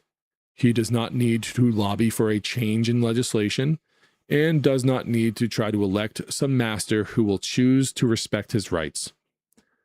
Anyone who actually believes in the principle of non-aggression, the underlying premise of libertarianism, must be an anarchist, as it is logically impossible to oppose the initiation of violence while supporting any form of government, which is nothing but violence. And libertarians cannot be constitutionalists, as the Constitution quite plainly, in Article 1, Section 8, claims to bestow upon some people the right to initiate violence via taxation and regulation, among other things. The principle of libertarianism logically rules out all government, even a constitutional republic. Anyone who tries to describe a government which commits no acts of aggression will describe at best a private security company. Nonetheless, so many people have been so thoroughly trained into the authoritarian mindset that even when they can see the obvious moral superiority of living by the non-aggression principle, the basis of libertarianism, they still refuse to give up the absurd notion that the right to rule, which known as authority, can be used as a tool for freedom and justice. There is a fundamental difference between arguing about what the master should do, which is what all politics consists of, and declaring that the master has no right to rule at all. To be a libertarian candidate is to try to do both of these conflicting things. It obviously legitimizes the office the candidates seek to hold, even while the candidate is claiming to believe in the principles of non-aggression and self-ownership, which completely rule out the possibility of any legitimate public office. In short, if the goal is individual freedom, political action is not only worthless, it is hugely counterproductive, because the main thing it accomplishes is to legitimize the ruling class's power. The only way to achieve freedom is to first achieve mental freedom by realizing that no one has any right to rule another, which means that government is never legitimate, it is never moral, it is never even real. Those who have not yet realized that and continue to try to petition the system to make them free are playing right into the hands of the tyrants. Even petitioning for lower levels of taxation or government spending, or asking for things to be legalized or deregulated, or begging for other reductions in government control over people, still do nothing to address the real problem. And in fact, add to the real problem by unwittingly repeating and reinforcing the idea that if some people want freedom, they need to have freedom legalized. Political action, by its very nature, always empowers the ruling class and disempowers the people. If enough people recognize and let go of the authority myth, there is no need for any election, any political action, or any revolution. If the people did not imagine themselves to have any obligation to obey the politicians would literally be ignored into irrelevance. In fact, the belief in democracy dramatically reduces the ability of people to resist tyranny by limiting the ways in which they resist it. For example, if 49% of the population wanted to lower the levels of taxation, but maintained their belief in authority, they could accomplish exactly nothing via democracy. On the other hand, if even 10% of the population wanted no taxation at all and had escaped the myth of authority, including the democratic kind, they could achieve their goal easily by simple non-compliance. Using the US as an example, if 20 million people, less than 10% of American taxpayers, openly refused to cooperate with the attempts by the IRS to extort them, the ruling class would be powerless to do anything about it. And the infamous Internal Revenue Service, along with the massive extortion racket it administers, would grind to a halt. It would be utterly impossible for 100,000 IRS employees to continually rob millions of Americans who felt no obligation to pay. In fact, it would be impossible for any agency to enforce any law, which even a fraction of the public could disobey with no feeling of shame or guilt. Brute force alone could not achieve compliance. Any large population of people that did not perceive obedience in and of itself to be a virtue, and felt no inherent duty to obey commands of those claiming the right to rule, would be utterly impossible to oppress. Wars occur only because people feel obliged to go into battle when authority tells them to. As the saying goes, quote, "What if they had a war and nobody came?" End quote. As long as the people can be duped into perpetually begging for freedom to be legalized, they will be easy to subjugate and control.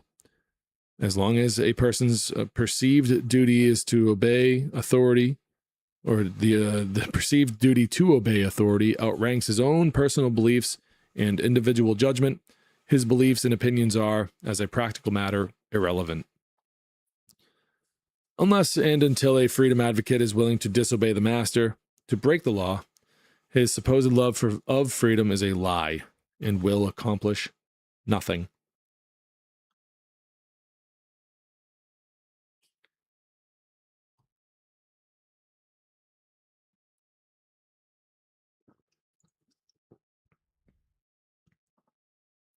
same as the old boss.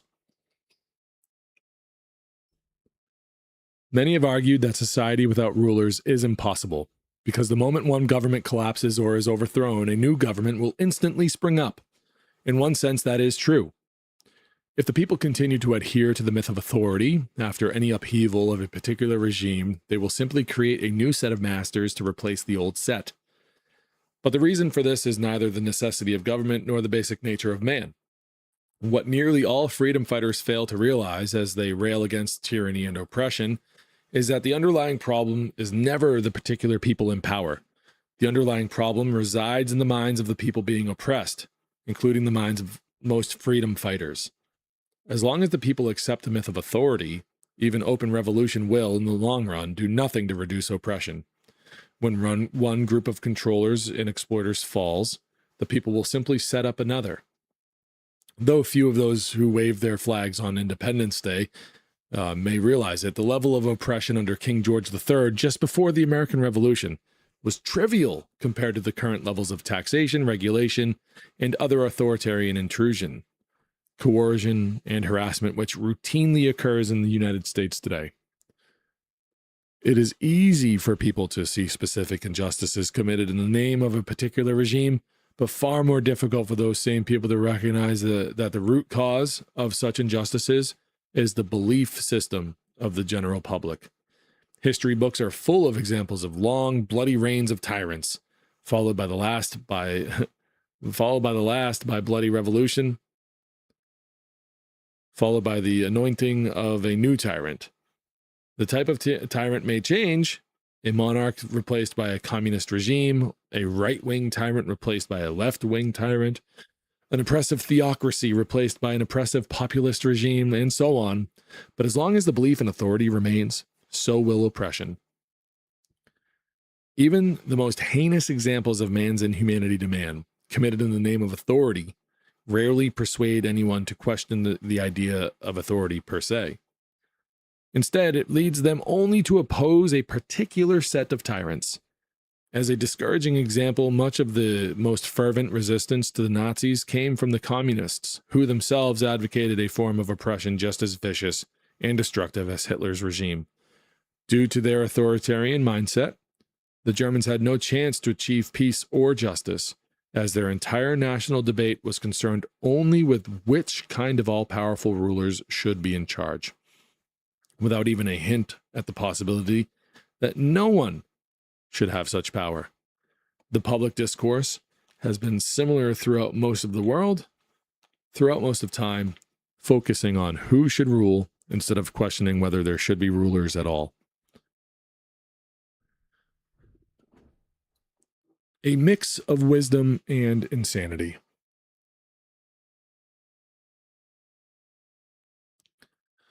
In the late 18th century, something very unusual occurred, something that seemed as if it might break the perpetual cycle of serial tyrants. That event was the signing of the Declaration of Independence.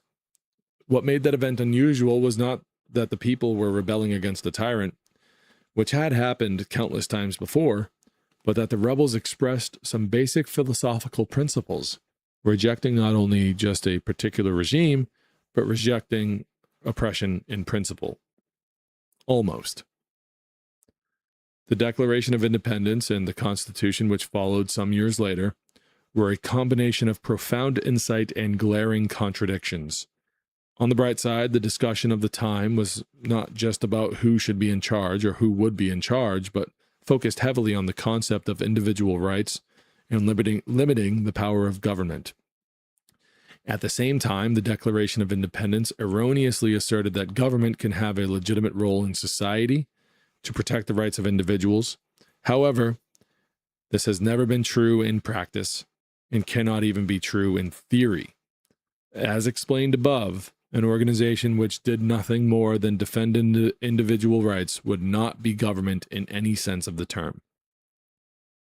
The Declaration also spoke of unalienable rights and asserted that all men are created equal as far as their rights are concerned, but the authors failed to realize that such concepts completely rule out any possibility of a legitimate ruling class, even a very limited one.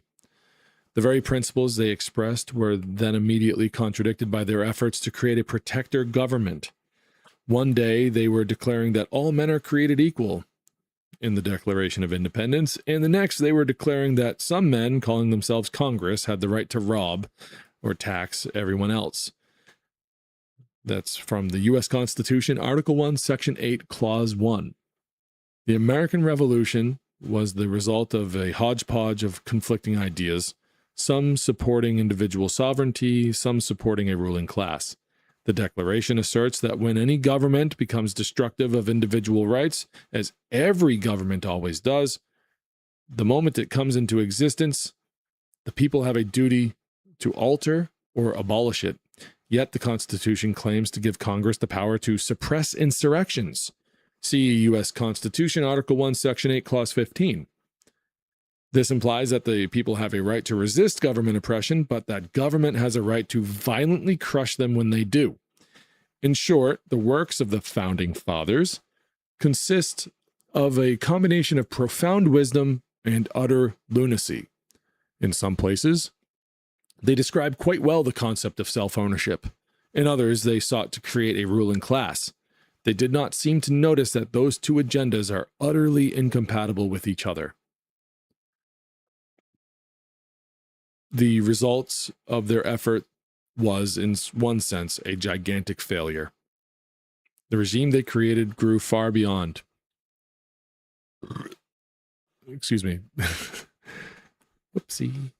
The regime they created grew far beyond what both the Federalists and the Anti-Federalists said they wanted. The Declaration and the Constitution utterly failed to keep government power limited. The promise of a government that would be a servant of the people, protecting their rights but otherwise leaving them in peace, grew into the largest, most powerful authoritarian empire the world has ever known, including the largest and most intrusive extortion racket ever known, and the largest and most powerful war machine in history, and the most intrusive and invasive bureaucracy in history. In truth, the idea was doomed from the beginning.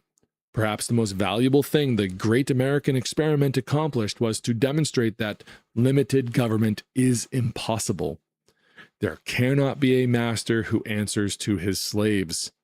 There cannot be a lord who answers or serves his subjects. There cannot be a ruler who is both above the people and subordinate to them. Unfortunately, there are still many who refuse to learn this lesson, insisting instead that the Constitution did not fail. The people failed by not doing it right, by not being vigilant enough, or by some other neglect or corruption.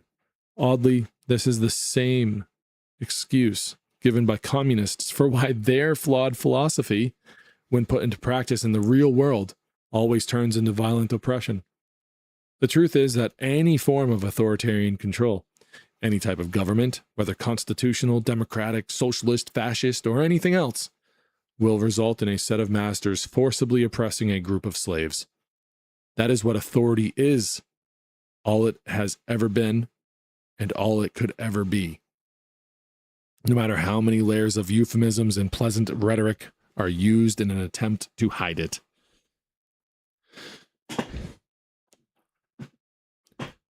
The contract myth. The mythology surrounding the Constitution alleges that it served as a sort of contract between the people in general and their new servants in Congress. But there is not a shred of truth to that. One cannot, by signing a contract, bind someone else to an agreement. The idea that a few dozen white male wealthy landowners could enter an agreement on behalf of over 2 million other people is absurd. But the absurdity does not stop there. No contract can ever create a right held by none of the participants, which is what all government constitutions pretend to do. The form of the documents makes it clear that it was not an actual contract, but an attempt to fabricate out of thin air the right to rule, however limited it was supposed to be. An actual agreement by contract is a fundamentally different thing from any document purporting to create a government. For example, if 1,000 American colonists had signed an agreement saying, quote, "We agree to give a tenth of whatever we produce in exchange for the protection and services of George Washington Protection Company," end quote, they could be morally bound to such an agreement. Making an agreement and breaching it is a form of theft, akin to going to a store and taking something without paying for it. But they could not bind anyone else to that agreement, nor could they use such an agreement to give the quote-unquote George Washington Protection Company the right to start robbing or otherwise controlling people who had nothing to do with the contract. Additionally, while the Constitution pretends to authorize Congress to do various things, it does not actually require Congress to do anything. Who in their right mind would sign a contract which did not bind the other party to do anything?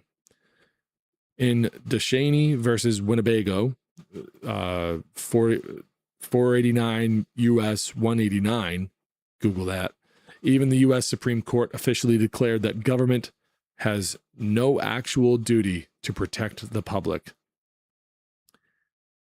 The result is that the Constitution, rather than being a brilliant, useful, valid contract, was an insane attempt by a handful of men to unilaterally subject millions of other people to the control of a machine of aggression in exchange for no guarantee of anything. The fact that millions of constitutionalists are desperately trying to get back to that in the hopes that they can save their country if the people try it again after it completely failed on the first attempt is a testament to the power and the insanity of the superstition of authority. Okay, that does it for the reading for tonight. I know it was a long one. We're getting through it. Next week will be the last part. Next week we'll finish it up. So let's just for the sake of it, because I thought it was called something else than this Descheny versus Winnebago 489 US 189. I thought it was a different one. So let's look that up. Let's look it up. Okay, and then I'll go to the chat. So Descheny v. Winnebago. All right, here we go. See if the brave does any justice here. Descheny versus Winnebago, 489 U.S. 189, and this was back in 1989, was a landmark Supreme Court decision holding that the 14th Amendment's Due Process Clause does not impose an affirmative duty on the state to protect individuals from harm or inflicted by private parties. Excuse me, I've done a lot of reading tonight. Oh boy. The background. So this is the background. Joshua Descheny, a young boy, suffered severe permanent brain damage from repeated beatings by his father, Randy Descheny. The Winnebago County Department of Social Services, DSS, received multiple reports of abuse and briefly took custody of Joshua, but ultimately returned him to his father's care. All right, great. Winnebago County. For some reason, I thought this had something to do. I know I just read Winnebago County up there, but when I first saw that in the book, I was like, what are the campers? Like, what are, anyways. I swear to God, this isn't the only one. This isn't the only Supreme Court case that has ruled this, or something similar to this. I forget the other one. Oh man, I think I covered it at one point. I forget off the top of my head, but it's important to know that perhaps there are multiple cases in which the Supreme Court has ruled that, you know, law enforcement has no duty to protect you, or in this case, that the state has no duty to protect individuals. The lawsuit is that Joshua's mother sued the DSS under the 42 U.S. Code 42, Section 1983, arguing, I don't even know how to read this. Should I put it in the chat? Should a guy like me know exactly how to read this? And if you think yes, then teach me how. Arguing that, this kid's mom sued DSS, arguing that the agency's failure to intervene violated Joshua's constitutional right to liberty. And the decision, in a 6-3 ruling, The court held that the due process clause is a limitation on state power, not a guarantee of safety. Because Joshua was not in state custody, i.e., the state had not restrained his freedom, the DSS had no constitutional obligation to protect him from his father's violence. Okay? And the majority opinion, written by Chief Justice William Rehnquist, the opinion emphasized that while the state may be liable for torts under state law, it does not assume a constitutional duty to protect individuals from private harm unless it has taken them into its custody. I mean, really. So there's some dissenting opinions from like Justice Harry Blackmun writing, poor Joshua. He argued that by creating a child protection system that removed the ability of others to intervene, the state assumed responsibility for Joshua's safety. And Justice William Brennan argued that the state's active role in investigating and failing to act constituted state action that deprived Joshua of his liberty interests. And we'll finish up with the lasting impacts here of this. The case established that state inaction generally does not violate the due process clause unless a special relationship exists, such as when the state incarcerates or institutionalizes an individual. This precedent was reaffirmed in Town of Castle Rock versus Gonzalez in 2000. This is the one I thought of, yeah.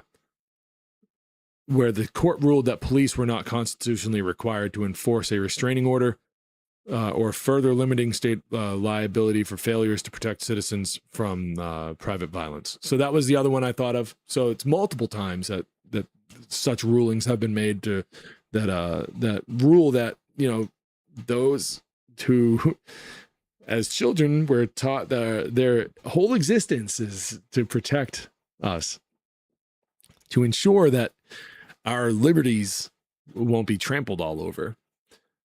Yeah, it's been ruled by those very people that there is no obligation to do that on their behalf, on their side of things, unless you have an extra layer of slavery,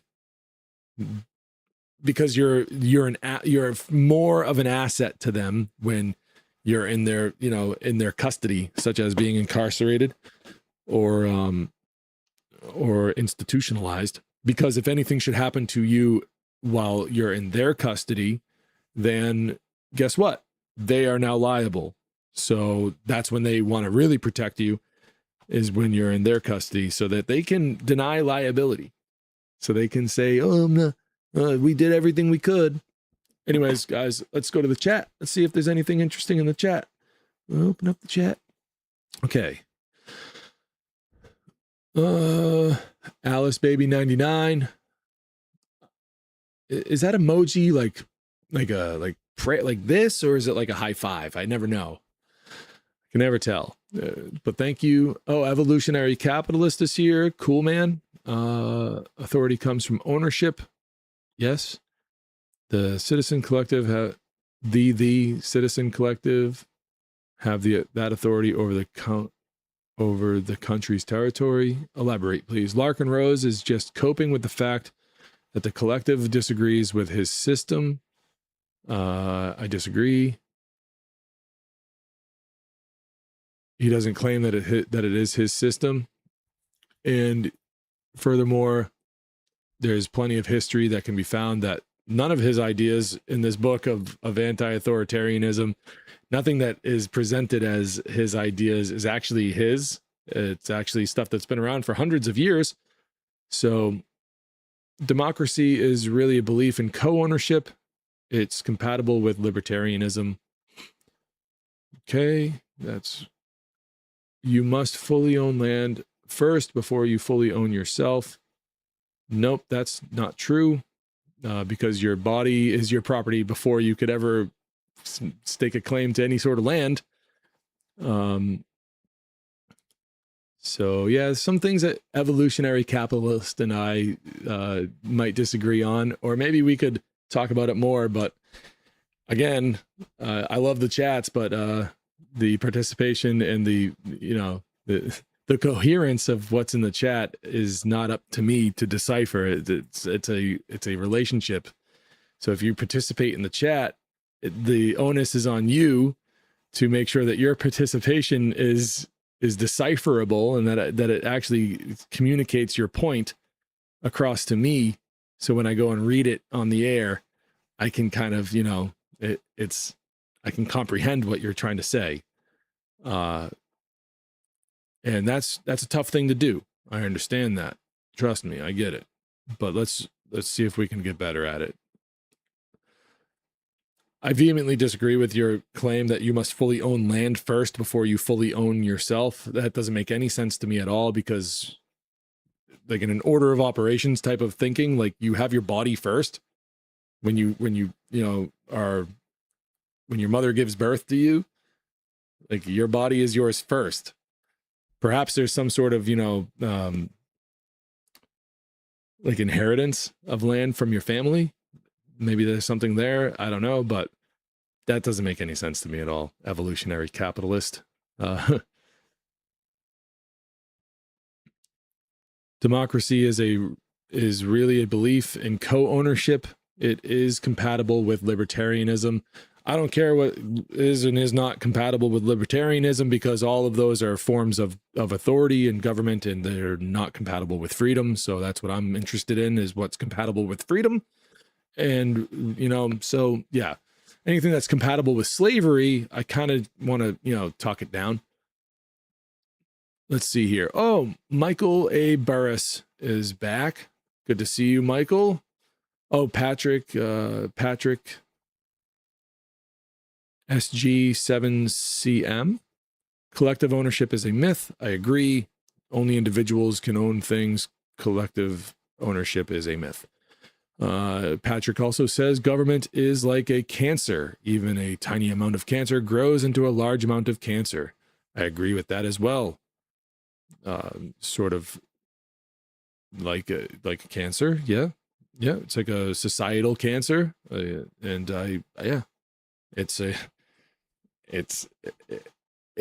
spirals out of control very quickly. It's almost like it's just never enough. Those who seek power just can't ever get enough of it. It's an unquenchable thirst to control others. There's just no amount of Gatorade or water or whatever.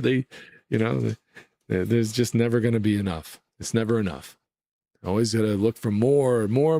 There's always, and that's the thing with governments, is there's always another group out there that's opposing their view. It's always an opposition to the type of government that they have. Like we're dealing with right now in current events. It's like there's always, or what we've been dealing with almost my entire life. I'm 37 years old, and in my entire existence, in this corporeal form, has been alongside. It has been under the a United States government that has had a really weird interest in the Middle East. And that goes for a lot of other people as well. And so, yeah, it's a lot of propaganda been pushed on people throughout my lifetime. And I remember a lot of it. We're bringing freedom, and it's always been about, we got to bring democracy and freedom and blah, blah, blah. Regime changes and CIA coups and color revolutions and blah, blah, blah, blah, blah, blah. We all know the drill. We all know some of the more contra narrative points that are, so anyways, point being that there's always another group out there that has an opposing way of life or an opposing government that and then the old guys, they want to fight for who's really the most high, who's in charge, who has the better idea. So thank you for that comment. Government is like a cancer. And the one world government is even a bigger cancer. Let's see. Michael says, I came to the conclusion that statists believe that they have a right to impose their will on you through voting, taxation, etc. I'm glad you came to that conclusion, because that's exactly what statists believe. They have an overwhelming belief in authority. And they are proponents of the condition of slavery that comes with government control, and the imposition of taxes. So yeah, that's a good conclusion to come to. That's a fair conclusion to come to. It's one that conclusion is, it matches reality. So welcome. Rip is in the chat. No amount of whiskey ever. No amount of whiskey ever. No, sir. No, sir. That's a funny fact, actually. Not really a funny fact, but that's actually something I don't share with the audience here too much, is that I've actually been I've been clean and sober for 5 years now. Just over 5 years. I've been clean and sober. No alcohol or drugs. And I'm actually really proud of that. Really proud of that. I don't think that I don't think that I should be saying how other people should use their bodies, but I'm cautious. I would say people should exercise caution around drugs and alcohol, because it kind of takes you out of the ownership of yourself. You're introducing a substance into your body and it's your body to do with what you please. If you're not causing harm to anyone else, sure, go ahead and do what you want. I'm just introducing the idea that perhaps it's dulling your senses and making you more amenable to coercion. That's all. And some people think that I'm wrong about that. That's great. Go for it. I'm just saying, be cautious and show yourself some love. And if you're, not in a place where it's maybe consuming some alcohol or doing whatever is coming from a place of self-destruction, great. That's awesome. If it is coming from a place of self-destruction, you deserve to be loved. You deserve to love yourself. You are worth so much just because you're alive. And it's not because of something that you can do for someone else, or some other group or entity or institution out there can get something from you. That's not what I mean by your worth. I mean, you're a human being. You're alive. And just like all other life, you have infinite worth as a result. Somewhere down the road, something happened to you and you're coping by using drugs and alcohol. And I'm here to tell you that, do with your body what you want if you're not causing harm to anybody else. But if you're being self-destructive, that's not good either. And you should show yourself some respect and some love and some care. All right. So, by the way, I came from a place where over just about 20 years of my life, I was viciously abusing alcohol and drugs, and time on and off, but I was always getting drunk, but on and off doing drugs for a very long time. And I just want to communicate that out there to people, is that it can be a really good life, and it's what you make it. And if you're in a bad place and you're compensating, some shortcomings and coping by using drugs and alcohol, I think that's self-destructive, and I think that you're worth better than that, and that you're probably going to have a better life if you find some sort of help and you get off the drugs and alcohol. I've lost too many friends to addiction, and it's a really horrible thing to go through. Anyways, man, it's hard to not talk about that. Once you get going, it's hard to stop talking about that. But, everyone has their own life to live. Just don't harm other people. But anyway, I'm talking in circles now, so I'll stop. Just know you're worth it, okay? You're worth the work. And you're worth being alive. Michael A. Burris says, my favorite quote right now is from the blind jazz musician. I'm going to fuck this up, but it's Rahsaan Roland Kirk. Maybe I got it. Did I nail it? Woo. He said, we're living on plantation Earth instead of planet Earth, obviously. Now, that's funny because the Jones Plantation is another book. It's in book form, but it's a movie. It's on Amazon Prime right now, but it's a movie It's a film, a whole feature film, written by Larken Rose, directed by, I forget the gentleman's name. Sorry. But it's about this idea that we're all living on a plantation. It's it's a really good film. Go check it out. It kind of meshes well with what because it's Larken Rose, you know, it's his work. So yeah, go and check it out. All right, guys, listen, it's been 2 hours and 45 minutes. This stream has been quite long. Look out on the channel for like clips that you guys can share around. Rip said, thank you. You're welcome, dude. You're welcome. You know, it's I'm assuming that you're, you know, about the little lecture I just gave about drugs and alcohol. You're welcome. You know, people suffer through addiction and alcoholism, which is an addiction, and it's really horrible. And it makes me think about, you know, why is it so prominent? And maybe some of it has to do with the fact that our freedom is suppressed. Maybe some of it has to do with trauma and abandonment issues, deep-seated trauma that goes in at a young age, and you don't know how to cope with it. You've never, you never learned a healthy coping mechanism.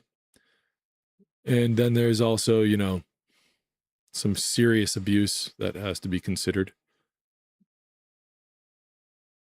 My heart just goes out to anybody in that position where they need a mind-altering substance in order to feel like they have a quality of life. And I think that, you know, sometimes it can be fun. Sometimes it can, you know, make you feel like you're at a party or, you know, whatever. And that's fine. Some people don't have the switch. They can't turn it off.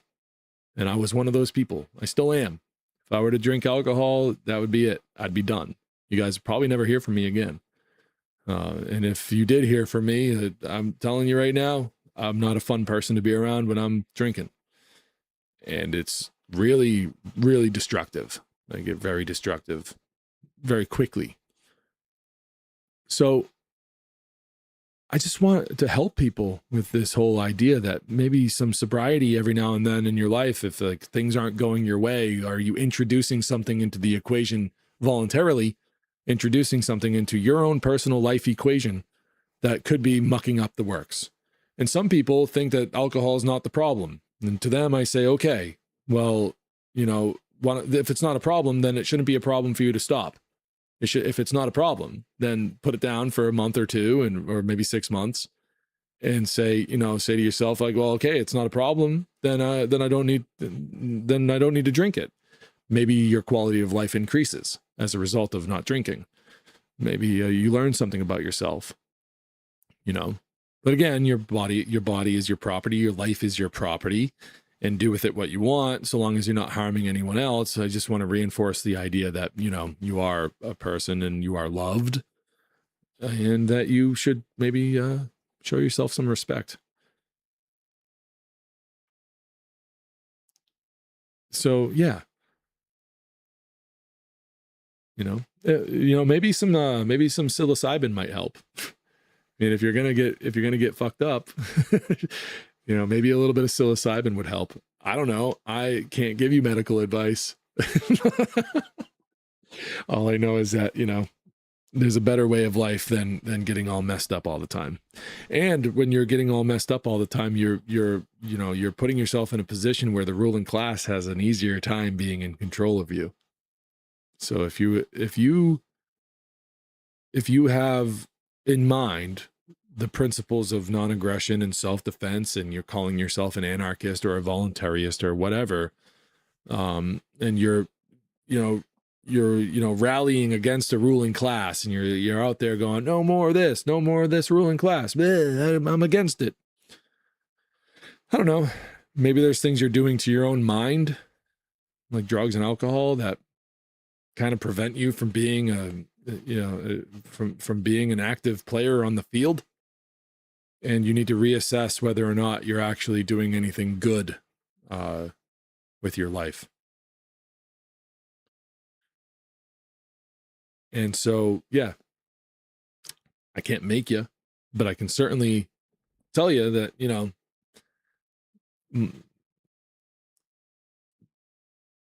having a habitual use of mind-altering substances does not contribute anything good to a larger quality of life, a better quality of life. It just doesn't.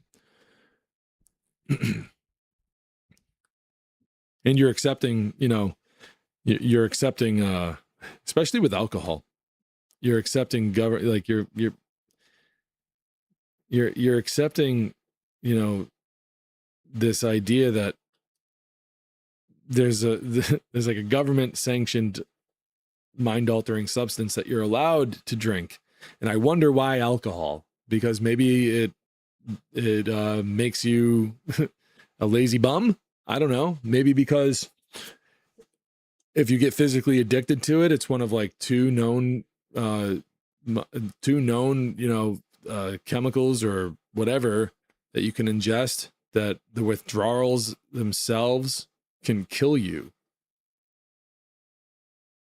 It's a really destructive thing to introduce into your body, into your personal ecosystem.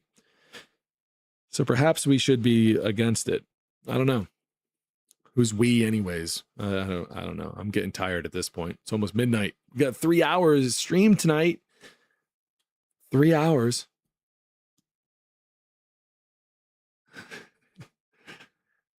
So,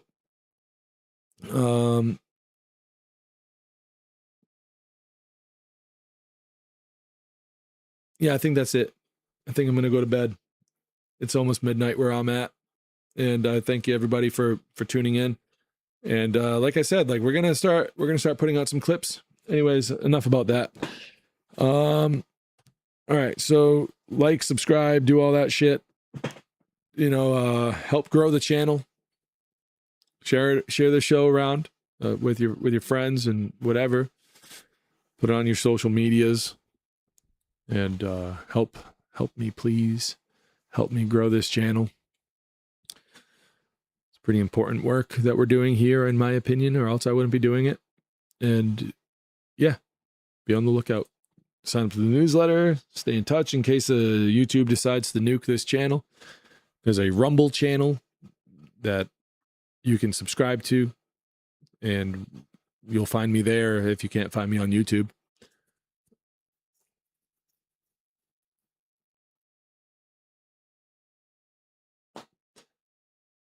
You own yourself, period. That's it. You own yourself, period. Taxation isn't just theft, it's slavery. All the things, all the stuff that I like to say at the end of here, little positive, you know, affirmations to send you all out there into the world for the next week. Coming up, we are going to finish this series on the Most Dangerous Superstition next week. Will be the last one. After that, I'm going to have a couple of things in the works. I got a roundtable discussion with some of this channel, like some of the previous guests that were on this channel are going to join together for a roundtable discussion to have a little bit of a checkpoint on freedom, calling it like I did last year, the independence, like your independence of the government, the Independence Day special. And it's going to premiere on July 4th, the 250th anniversary of the signing of the Declaration of Independence. You can either watch the fireworks, or you can, you know, pull up this roundtable discussion where me and you know, 3 or 4, maybe 5 other people are going to be discussing the current state of freedom, where we're really at, according to us here, and it's going to be an interesting conversation. And so, yeah, that's what we got going on for the next few weeks. And then after that, I don't know. We'll figure it out. We're rolling with the punches. I might do my friend Etienne de la Boissy Squared. I might do one of his books. I know he always loves it when I do that kind of stuff. And yeah, I think that's going to be it for me tonight. Go out there and make the world a better place. You know, give up on your belief in authority. If you have a belief in authority, I don't think anyone that's really here really does have an ardent belief in authority. And so, anyways, yeah, guys, I'm out of here. I got nothing else to say. I'm just dragging this out. You own yourself, period. I love you all. Peace. No masters, no slaves, no rulers, no state, no taxes, no cage. To see it is to leave it.